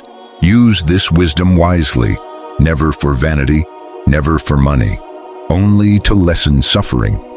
He makes me swear, truly swear, to guard his teaching with absolute integrity and to pass it on only to those who are ready. Before I leave his bedside, he gives me one final set of instructions, a simpler form of the ritual of the three fires for daily use. "Light 3 candles," he says, "and place them in an equilateral triangle. Sit at the exact center. Practice the 4 breathing cycles for 20 minutes each day. Look at each flame during its corresponding cycle. White for salt, red for sulfur, blue for Mercury. Do not force anything. Let the three elements unify slowly, day by day." He fixes me with one last serious look. "Attempt the full 1-hour ritual, only after 3 months of uninterrupted practice, not one day skipped. Mastery is built in the quiet, ordinary days, not in glorious moments." I nod, my throat tight, knowing that the man before me is handing over not just knowledge, but a living flame I must carry forward. Chapter 9. Paracelsus's Last Patient. April, 1541. Paracelsus can barely rise from his bed now. The man who once strode through the university courtyard with fire in his eyes is reduced to a thin figure against white sheets, his breath shallow but steady. Word of his failing health spreads quickly through Basel. The same physicians who mocked him for burning their sacred books now come to his house, not out of respect, but out of morbid curiosity. To see how the rebel healer dies, he turns them away with what little strength he has left. "I do not need doctors who only know how to cut and purge," he murmurs, voice thin but sharp. "I have healed hundreds. Now it is my turn to go." I can't accept it. I kneel beside his bed, my hands gripping the blanket. "Master, let us use the ritual of the three fires on you," I beg. "We can rebalance your elements. There is still time." He looks at me, eyes tired yet filled with a peace that cuts deeper than any knife. "No, Johannes," he says softly, "my Mercury has already decided to leave. To force it to stay would be violence against my own nature. I have fulfilled my purpose. Now I must let go." There is nothing theatrical in his words, only a quiet certainty. He is not running from death. He is walking toward it with open eyes. That afternoon, just as the light begins to fade, a final patient arrives. A woman bursts through the door carrying an 8-year-old boy in her arms. His name is Thomas. His skin is burning hot. His head lolls against her shoulder. She is crying, begging, almost choking on her words. "Please, they say he will not survive the night. The fever has been raging for 5 days. No remedy works. They told me to prepare for his death." Paracelsus listens, then turns his head toward me. His face is pale, but his gaze is steady. "This will be my last act as a healer," he says, "but I can no longer rise. You must do it, Johannes." Under my guidance, terror grips my chest. My hands go cold. "Master, I'm not ready," I whisper. "What if I fail? What if he dies because I am not yet skilled enough?" "Then you will learn the most important lesson of all," he replies, completely calm. "Healing does not depend on you. You do not create life. You do not manufacture health. You only help the three elements remember their order. Nature does the rest. Trust what I have taught you." I approach the boy with trembling hands. His skin burns like hot iron fresh from a forge. His eyes are glassy, unfocused. His breath comes fast and shallow, like a trapped bird. Behind me, from the bed, I hear Paracelsus' voice. "What do you see?" I swallow hard. "Excess sulfur," I answer. "A fire out of control." I look closer. His small body is frail, his energy nearly spent. His salt is weak, I add slowly. He doesn't have enough structure to contain this fever. And his mercury is frightened, scattered, almost outside his body. "Perfect diagnosis," Paracelsus murmurs. "Now, what will you do?" My mind races through years of teachings, nights in the laboratory, hours by candlelight. I know the sequence. Cool the sulfur without killing the fire of life. Fortify the salt. Calm the mercury. "First, I will cool the sulfur," I say aloud, as much to myself as to him. "Then I will strengthen the salt. And finally, I will soothe the mercury." "Good," my master whispers. "Proceed." I ask the boy's mother for cool well water and clean cloths. Not ice, not shock. Just coolness. Gently, I wrap Thomas in damp cloths, covering his chest, his forehead, his limbs. Water to cool the fire, I think, but not to extinguish the spark that keeps him here. I murmur a quiet prayer. Not to any particular god, but to life itself.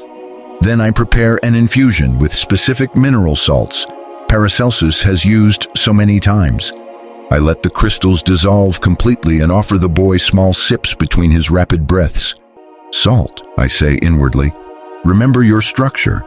Give his collapsing body something to rest on."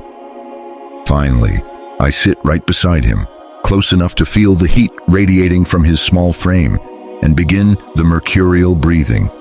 "Breathe with me, Thomas," I say softly, "just like this. Inhale for 4, hold for 4, exhale for 4. At first his breaths are broken, erratic. He sobs, coughs, chokes, but I stay with him. I count slowly. I breathe so he can copy me. Minute after minute, 10 minutes, 15, 20. Little by little, his breathing begins to follow mine. The rhythm takes hold. His chest stops heaving and moves more smoothly. I press my fingers lightly to his forehead. The heat is still there, but it is less violent, less wild. His eyes lose that lost, glassy stare and focus just a little more. From behind me, Paracelsus speaks again. "Now comes the most important part," he says, his voice barely more than breath. "You must speak to his 3 elements. Address them as if they are alive. Because they are. Tell his salt to remember its order. Tell his sulfur that its battle is over. Tell his mercury that it is safe to come home." I feel ridiculous, but I obey. I place my hands gently on the boy's small chest. My voice shakes at first, then steadies. "Salt of Thomas," I say quietly, "remember your perfect shape. Rebuild his bones, his tissues, his strength. Sulfur of Thomas, you have fought bravely. You may rest now. The danger has passed. Mercury of Thomas, you are safe. You can return to his body. He is not alone. Come back and guide him." I do not know if it is faith, suggestion, or the laws of nature working in silence. But something changes. Right there, under my hands, I feel his body soften. The tension leaves his jaw, his shoulders, his small fists. The angry red flush fades from his skin, like a storm passing out of the sky. His breath deepens, becomes slow and regular. 10 minutes later, he is in a peaceful sleep, not the exhausted collapse of a dying child. Real, restorative sleep. His mother weeps and kisses my hands. "It is a miracle," she cries. From the bed, Paracelsus smiles faintly. "It is not a miracle," he corrects her gently. "It is understanding. Johannes did not impose anything on your son. He simply reminded the boy's body how to do what it always knew how to do, heal itself." At dawn, the child wakes without fever. He asks for food. By noon, he is walking around the room as if nothing had happened, laughing softly, more annoyed by his mother's tears than by any memory of pain.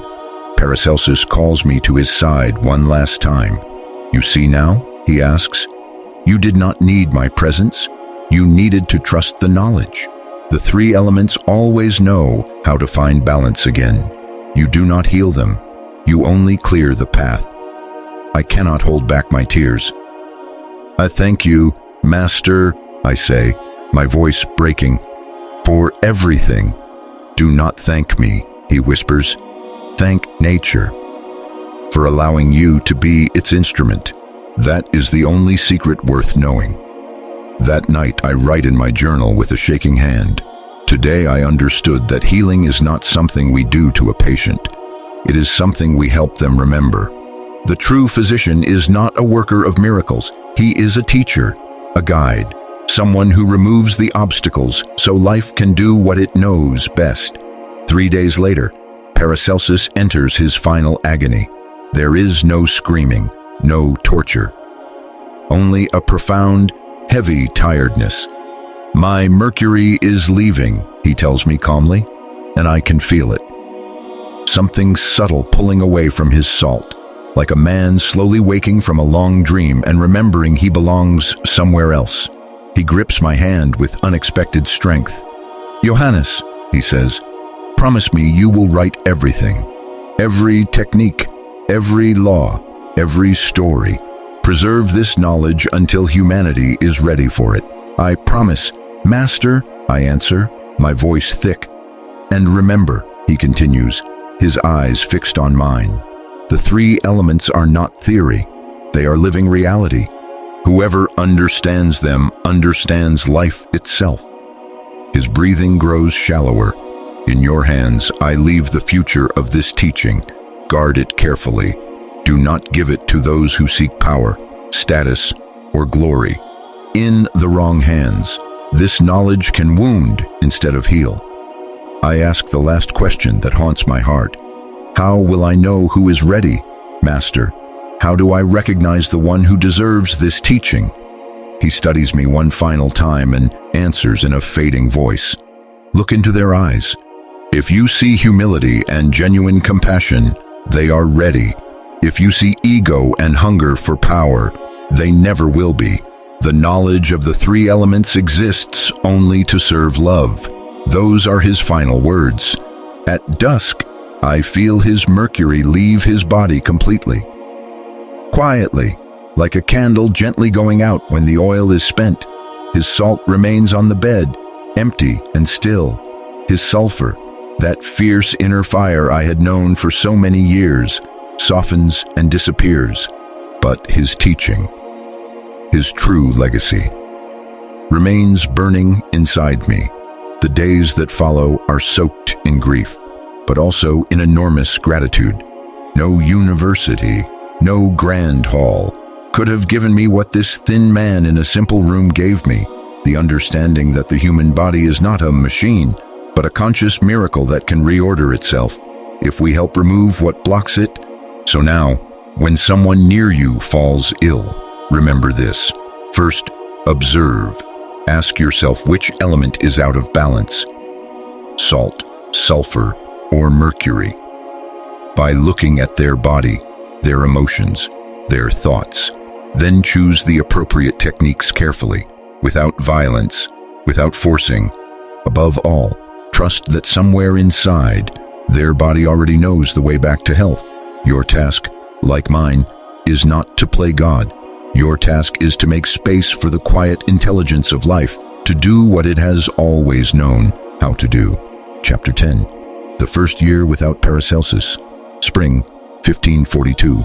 A full year has passed since the day Paracelsus left this world, and yet there are mornings when I still turn toward his laboratory door, expecting him to walk in, cloak swirling, eyes burning with some new revelation. Instead, there is only silence, and my own reflection in the polished glass jars. I have remained in Basel, working quietly as a physician, applying his teachings in secret like a hidden flame. The university doctors eye me with suspicion. I do not bleed my patients. I do not prescribe violent purgatives. I do not amputate as casually as one trims a branch. To them, I am an oddity, perhaps a heretic. To me, I am simply being faithful to what I know is true. My first truly difficult patient arrives in March. Her name is Elena, 40 years old, shoulders caved in as though carrying an invisible weight. She has suffered chronic pain throughout her body for 3 long years. Pain no physician has been able to understand, much less cure. She has spent most of her fortune chasing remedies, potions, poultices, prayers. Nothing has touched the pain. I examine her, not only with my hands, but with the questions Paracelsus taught me to ask. Tell me, I say gently, besides the physical pain, what do you feel? She frowns, confused. What does that have to do with my body? Everything, I answer. When pain has no clear physical cause, it is almost always rooted in emotion. Tell me, what happened 3 years ago? Her expression changes instantly. Tears spring to her eyes before she can stop them. My son, she whispers. He was 12. He caught a fever. They could not cure him. He died in my arms. There it is, the moment when her elements shattered. Your sulfur, I say softly, froze in grief that never had time to flow. Your salt crystallized around that moment of loss like ice around a branch in winter. Your Mercury, your spirit, fragmented and tried to escape a reality too painful to bear. So there is no cure? She asks, desperation rising in her voice. There is a path, I correct her gently, but it is not in a bottle. It is in allowing your sulfur to weep all that it never wept. It is in letting your salt thaw from the rigid shape it took that day. It is in inviting your Mercury back from where it fled. For 3 months, I work with her using the tools he left me. We begin with gentle fire rituals to transmute the frozen grief. Candles, words, and permission to feel. We add salt baths to soften the rigidity in her muscles, the tension in her joints. We practice mercurial breathing, helping her scattered spirit return to the body it abandoned. The progress is slow, not the kind of dramatic cure the university boasts of, but something deeper, more honest. In the 2nd month, it happens. Elena cries, not polite tears, but deep, wrenching sobs that shake her from head to toe. She weeps for hours for the child she never truly allowed herself to mourn. It is as if 3 years of held-back storms finally break. The next day, her physical pain has diminished by nearly half. I don't understand, she says, bewildered. I did nothing but cry. You did everything, I answer. Your sulfur is flowing again. By the 3rd month, she can speak of her son without collapsing. The pain in her body has faded almost entirely. It is as if I'm alive again, she tells me, eyes clear, spine no longer bent under invisible stones. The university physicians hear whispers of her recovery and corner me in a corridor. What treatment did you use? They demand. What herb? What procedure? I look at their narrowed eyes, at the pride guarding their chests like armor, and I know they are not ready for the answer. Sometimes, I say quietly, listening to the whole story is enough. They scoff, of course, but I see something else as well, a flicker of doubt in their certainty. My 2nd great challenge arrives in June. A man of 55 comes to see me, his hand pressed to his abdomen. The surgeons have found a tumor the size of a fist and are eager to cut. He has heard rumors of my unusual methods and comes as a last resort. When I examine him, I feel the gravity of his condition. His salt is crumbling. His body has little structure left to resist the illness. His sulfur is almost completely extinguished. No spark of passion, no desire. His mercury is faint, hovering at the edge of departure. This is the most severe case I have faced without my master at my side. "How long do I have?" he asks, looking me straight in the eyes. "If we do nothing," I answer honestly, "perhaps 3 months. And if we try, whatever it is you know, then," I say slowly, "you might heal completely, but it will require your total commitment every single day for at least 6 months." He swallows. "What do I have to do?" I give him the full protocol Paracelsus left me. First, we purify your salt, baths and careful fasting to clear what has accumulated, and stable routines to give your body new foundations. Then we work on your sulfur, fire rituals, emotional release, the courage to face what you have buried. After that, we strengthen your mercury with breath and meditation, teaching your spirit to take its rightful place again. Only when you are ready will we use the ritual of the 3 fires. He stares at me as if I have spoken another language. "You mean," he says slowly, "that to cure a tumor, I must meditate?" "I am telling you," I reply, "that your tumor is stagnant sulfur made solid. If we transmute that sulfur at its root, the tumor will no longer have a reason to exist. Your body will know what to do with what remains." Whether out of faith or desperation, he agrees. For 6 months, he follows the protocol like a monk. Not one day missed. He bathes, he fasts, he breathes, he cries, he sits in silence. Week after week, he returns to my office and we adjust the work. A little less fire here, a little more grounding there. By the 4th month, the tumor has shrunk to half its original size. The surgeons refuse to believe it. "An error," they mutter. "Poor measurement, faulty examination." But the man's strength is returning. His eyes are brighter, his steps steadier. By the 6th month, the tumor is gone, not reduced. Gone. He stands in my office, tears running down his cheeks, voice shaking. "You gave me my life back," he says. "No," I correct him gently. "Your own body did. I only reminded it how." That day, something settles in me with absolute clarity. Paracelsus did not teach me tricks or magic. He taught me to trust the deepest intelligence in the human body. The way salt, sulfur, and mercury know how to reorder themselves when obstacles are removed. The true healer is not my hand, not my words. The true healer is the body itself. I am only a facilitator, a translator between the elements and the person who inhabits them. In December, as snow begins to fall again over Basel, a young physician comes to my door at night, cloak wrapped tightly against the cold. He checks to make sure no one sees him before entering. "I have heard," he says in a low voice, "that you use strange methods, but that they work. I want to learn."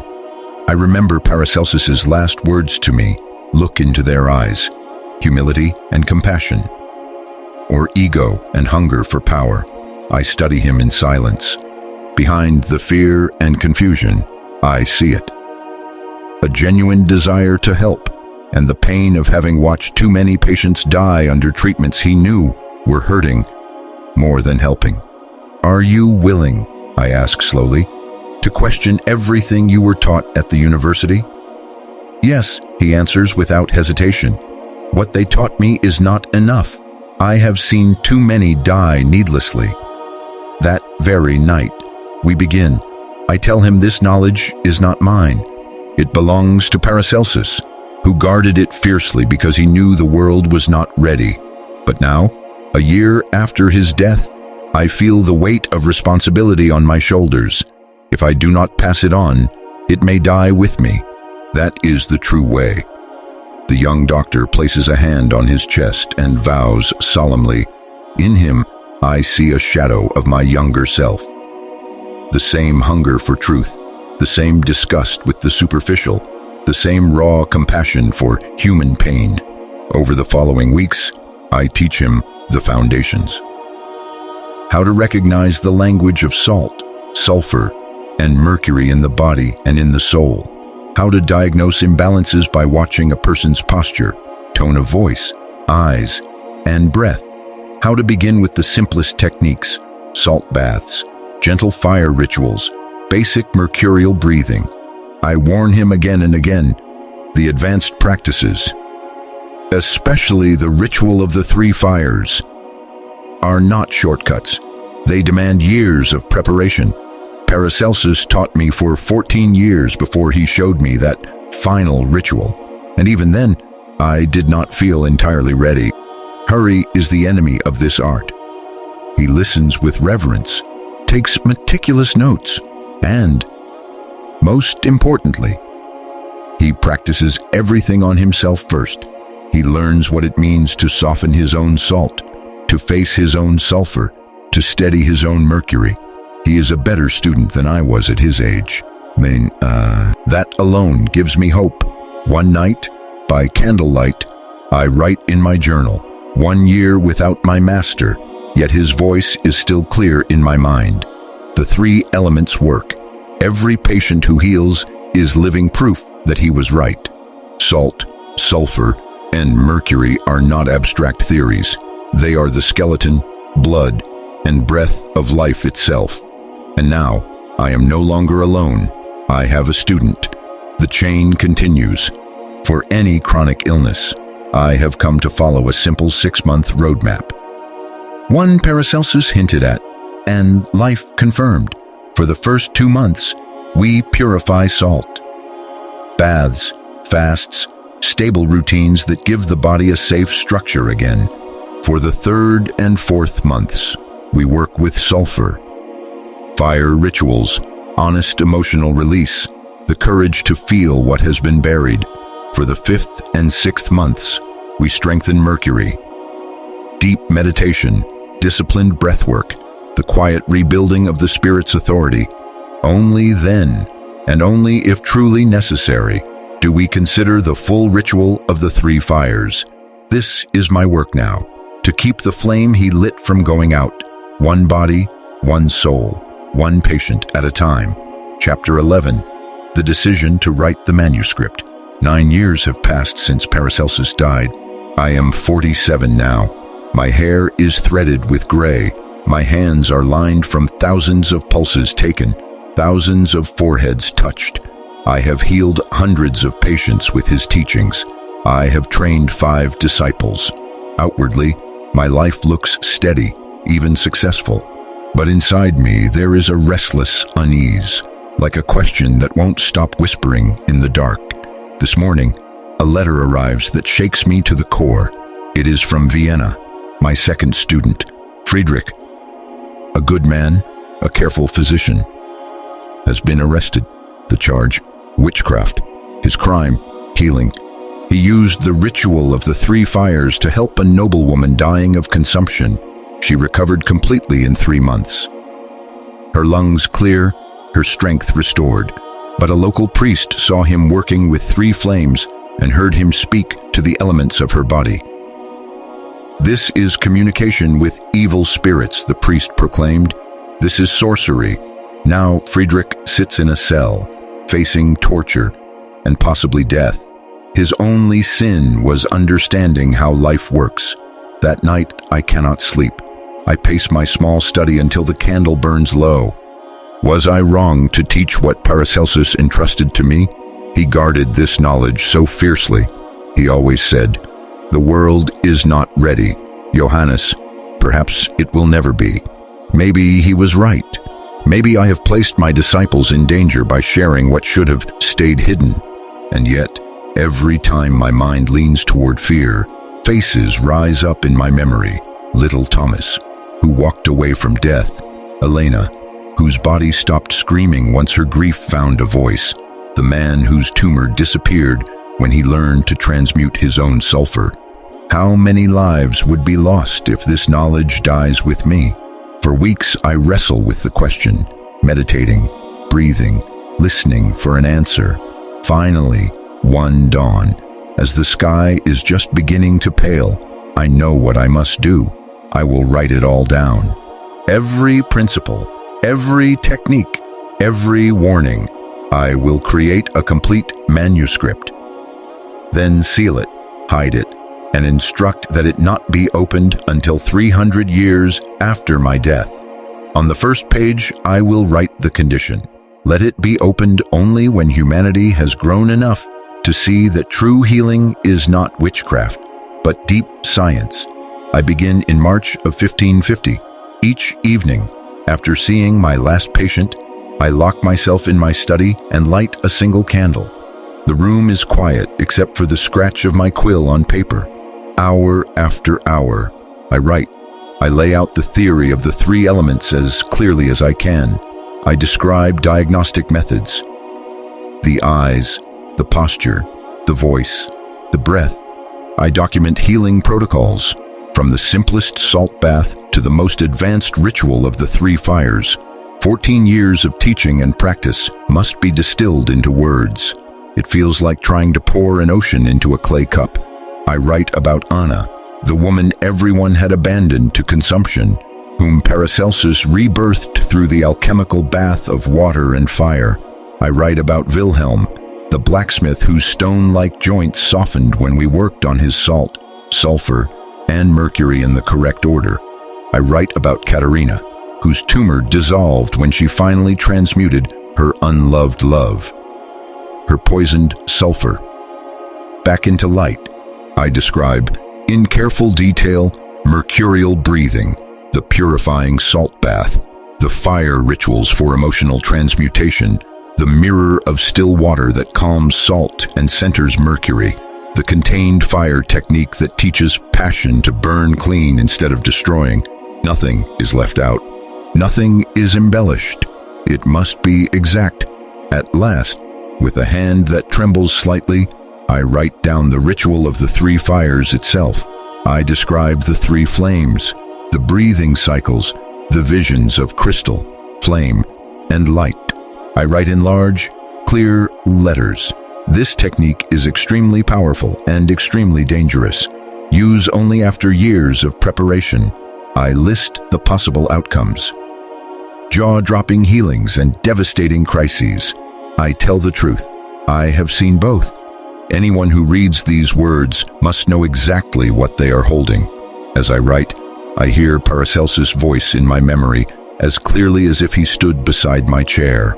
The three elements are not theory, Johannes. They are living reality. The human body is a temple where three gods reside: Salt the builder, Sulfur the animator, and Mercury the ordainer. His sentences echo inside me. Sometimes I stop writing and close my eyes just to feel his presence again. Then I pick up the quill and continue. This is my final promise to him turned into ink. 6 months pass this way. By September, the manuscript is complete, 87 pages, each line weighed and measured. I read it 3 times from beginning to end, correcting small errors, adding warnings where I sense danger, clarifying where I once was vague. There will be no second draft. This document may be the only complete record of this knowledge for centuries. It must be as close to perfect as a human hand can make it. Finally, I write the closing lines. It is September of 1550. I am 47 years old. My master, Theophrastus Paracelsus, has been dead 9 years, but his wisdom lives in me. In this time I have healed 300 patients and trained 5 disciples. One of them has been arrested for practicing this art openly. Then I write to you, the one holding these pages in some distant, unimaginable future. If you are reading this now, it means centuries have passed. Know that there was a time when healing through understanding the 3 elements was called witchcraft. I hope your era has matured enough to see it for what it is, deep science. The 3 elements are in you now. Your salt gives you form, your bones, your structure. Your sulfur gives you life. Your passion, your tears, your laughter, your mercury gives you consciousness. the silent witness reading these words. When they are in harmony, you are health. When they conflict, you are illness. Use this knowledge wisely. Never for ego, never for power, only to relieve human suffering. That was Paracelsus' last wish. It is mine as well. I sign it. Johannes Huser, last direct disciple of Paracelsus, physician of Basel, year of our Lord 1550. Then comes the part that feels almost ceremonial. I place the pages in a wooden box lined with lead. I close the lid and seal it with red wax, pressing my signet ring into the soft surface. On the top of the box I carve the words, "Do not open before the year 1850. That night, exhausted, I fall into a deep sleep. I dream of Paracelsus. He stands before me as I never saw him in life. Young, strong, eyes blazing with joy. He smiles and says, "You did well, Johannes. The knowledge will survive." When I wake, there are tears on my face and a peace in my chest I have not felt in years. 300 years sounds like an eternity, but to truth, it is a blink. I know now that my task is done in one sense. The knowledge will not die. It will rest, hidden like a seed beneath snow, waiting for the right season. In my private journal, I write, "The manuscript is finished, sealed, and hidden. From this day on, my duty is simple. Live what I have written.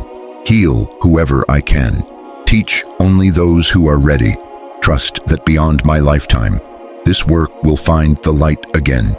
And now, if you have read this far, if your eyes are moving across these words centuries later, you carry something rare. You hold deep knowledge that has traveled across time to reach you. Use it with absolute responsibility. Begin with yourself. Practice for months, years, on your own salt, your own sulfur, your own mercury before attempting to guide another.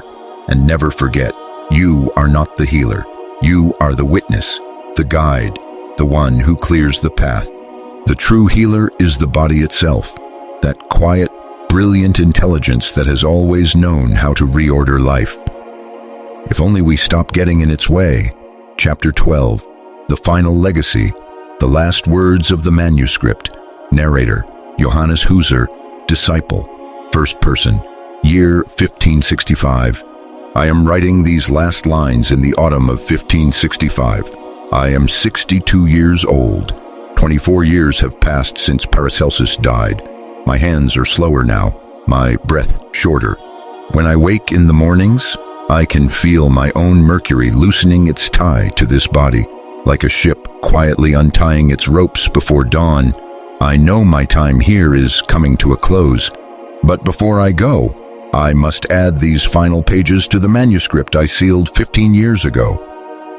For there is something I have only fully understood after decades of practice. The deepest secret is not only in the techniques, though they matter greatly. It lives in something softer, harder to measure, but absolutely real. The healer's inner attitude. I have watched my 5 disciples use the same rituals, the same breathing, the same baths and fires. And yet their results differ dramatically. One sees 8 out of 10 of his chronic patients improve or heal. Another, barely 3 out of 10. They know the same theory. They follow the same steps. So what makes the difference? It is something silent, invisible to the eye but not to the elements. Pure intention. The disciple who heals the most is not the cleverest, not the quickest to memorize, not the one who quotes the theory best. He is the one who truly loves his patients. He does not put himself at the center. He seeks no applause. He works quietly, with deep humility, knowing that he does not heal.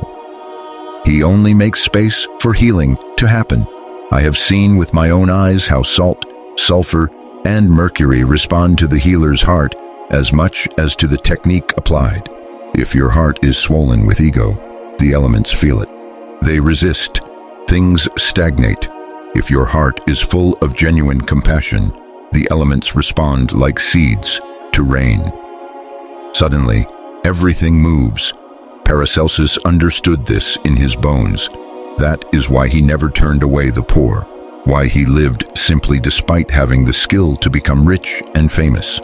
He died with empty pockets and a full soul. He knew this knowledge was sacred. To use it for power, money, or vanity is to twist it into its opposite. In 24 years, I have treated more than 1,000 patients. I have seen recoveries that no university doctor would believe, even if they were standing in the room. I have also endured bitter failures that left me questioning my own worth. Over time, I learned a painful, necessary truth. Not everyone is meant to heal in body. Sometimes, a person's Mercury has already decided to leave, and trying to hold it here is an act of violence against the natural order. The hardest lesson was learning to let go. To accept that it is not my role to save everyone. I am not the author of their story. My role is to offer tools, to open doors, to sit beside them as they choose their path. Healing, when it comes, depends on the patient, on their elements, and on a great mystery that none of us, no matter how wise, fully understands. 3 years ago, a 6-year-old girl was brought to me with the same kind of fever that had killed Elena's son so many years before. This time, I threw everything I had learned into the work. We balanced her salt, calmed and directed her sulfur, strengthened her mercury. I even performed the ritual of the 3 fires with her, as gently as possible for such a small body. For 2 weeks, she improved. Her eyes brightened, her fever eased, her laughter returned. We all believed she would live. Then, one quiet night, she simply slipped away. No struggle, no agony. Her mercury detached from her salt as gently as a leaf falls from a tree at the end of autumn. I wept as if my own child had died. For days, I tore through my notes, reviewing every step. Terrified I had failed her, I found no mistake. Slowly, painfully, I understood. Some spirits come to this world for only a brief visit. No technique, no matter how advanced, can lengthen a journey that is already complete.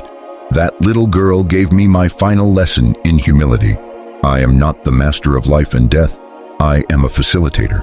Whoa. Sometimes I facilitate a return to life. Sometimes I facilitate a peaceful, dignified departure. Both, I now know, are sacred work. Now, as I near the end of my own path, I feel my 3 elements more clearly than ever. My salt has hardened with the years. My joints creak like old wood each morning. My steps are slower. I do not curse this stiffness. It is part of the natural cycle. The body's way of telling me my time here is almost complete. My sulfur has changed too. It is no longer the raging fire of my youth that wanted to fight the whole world. It has become a steady ember. Less dramatic, more constant. It is the fire of someone who has loved, failed, tried again, and now has nothing left to prove. It burns quietly, but it burns true. And my Mercury is already rehearsing its final flight. More and more often, I feel my awareness float slightly outside my body, watching my day with calm detachment. I remember Paracelsus describing this feeling in the weeks before his passing. Only now do I fully understand. I am not afraid. I have watched many Mercuries leave people's bodies over the years. Some gently, some with resistance. I know now that death is not a punishment. It is a moment of separation. Mercury returning to its own realm. Salt remaining behind as empty temple. Sulfur dissolving like smoke. The spirit continues its journey. Only the clothes are left on the bed. Before I close this manuscript forever, I want to leave you, reader of another time, with a few truths that have cost me a lifetime to learn. 1. The 3 elements are real.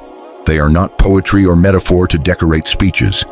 They are the actual living structure of who you are. 2. Your body carries a perfect memory of how to heal itself. Its first instinct is always to repair, to reorder, to survive. Your work is to remove what blocks that instinct, not to replace it. 3. Behind every chronic illness, there is an emotional or spiritual wound. To treat the body alone while ignoring the heart and the soul is to polish the surface of a cracked wall without fixing its foundation. 4. The true healer walks this path with humility, love, and as little ego as humanly possible. Salt, sulfur, and mercury respond not only to what you do with your hands, but to what you carry in your heart. 5. Not everyone is meant to stay. Sometimes the most compassionate act is not to fight endlessly, but to help someone cross the threshold with peace and dignity. The end of the body is not the end of the story. I have lived an extraordinary life thanks to Paracelsus. He opened a door I did not even know existed. He showed me that the human being is not a broken machine in constant need of external repair. We are living, sacred temples with an astonishing ability to reorder ourselves when given the right conditions. If you are reading this in 1850 or later, my deepest hope is that your age has grown wise enough to receive this knowledge without burning it at the stake. I hope your science has evolved to recognize what my master sensed so clearly, that consciousness, emotion, and matter are threads of the same fabric, that the body obeys the patterns of the mind, that spirit does not sit outside biology, but quietly directs it from within. My hand trembles now as I write, but my heart is steady. I will seal this manuscript for the second and final time. I know I have fulfilled the task life gave me, to receive, to live, and to preserve the teachings of the three elements. The rest belongs to time. And to you, Paracelsus, my beloved master. If there is awareness beyond this world, as we always believed, I hope to see you again soon.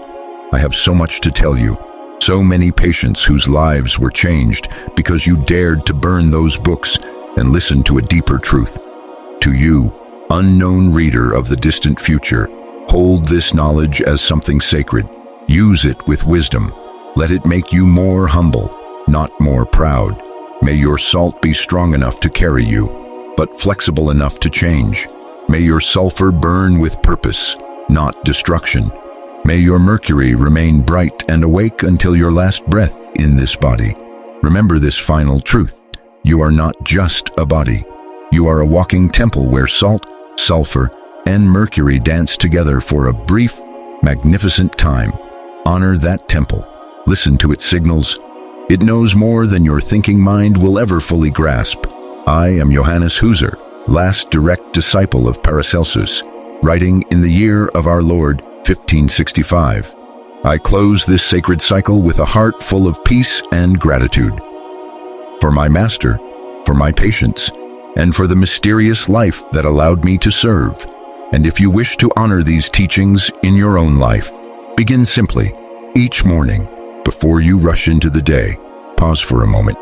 Thank your salt for your bones, your muscles, the weight that keeps you here. Thank your sulfur for the emotions that make your life rich and meaningful.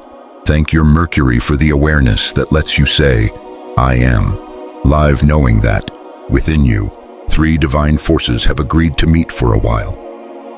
If you never forget that, your life, whatever its length, whatever its hardships, will be forever changed.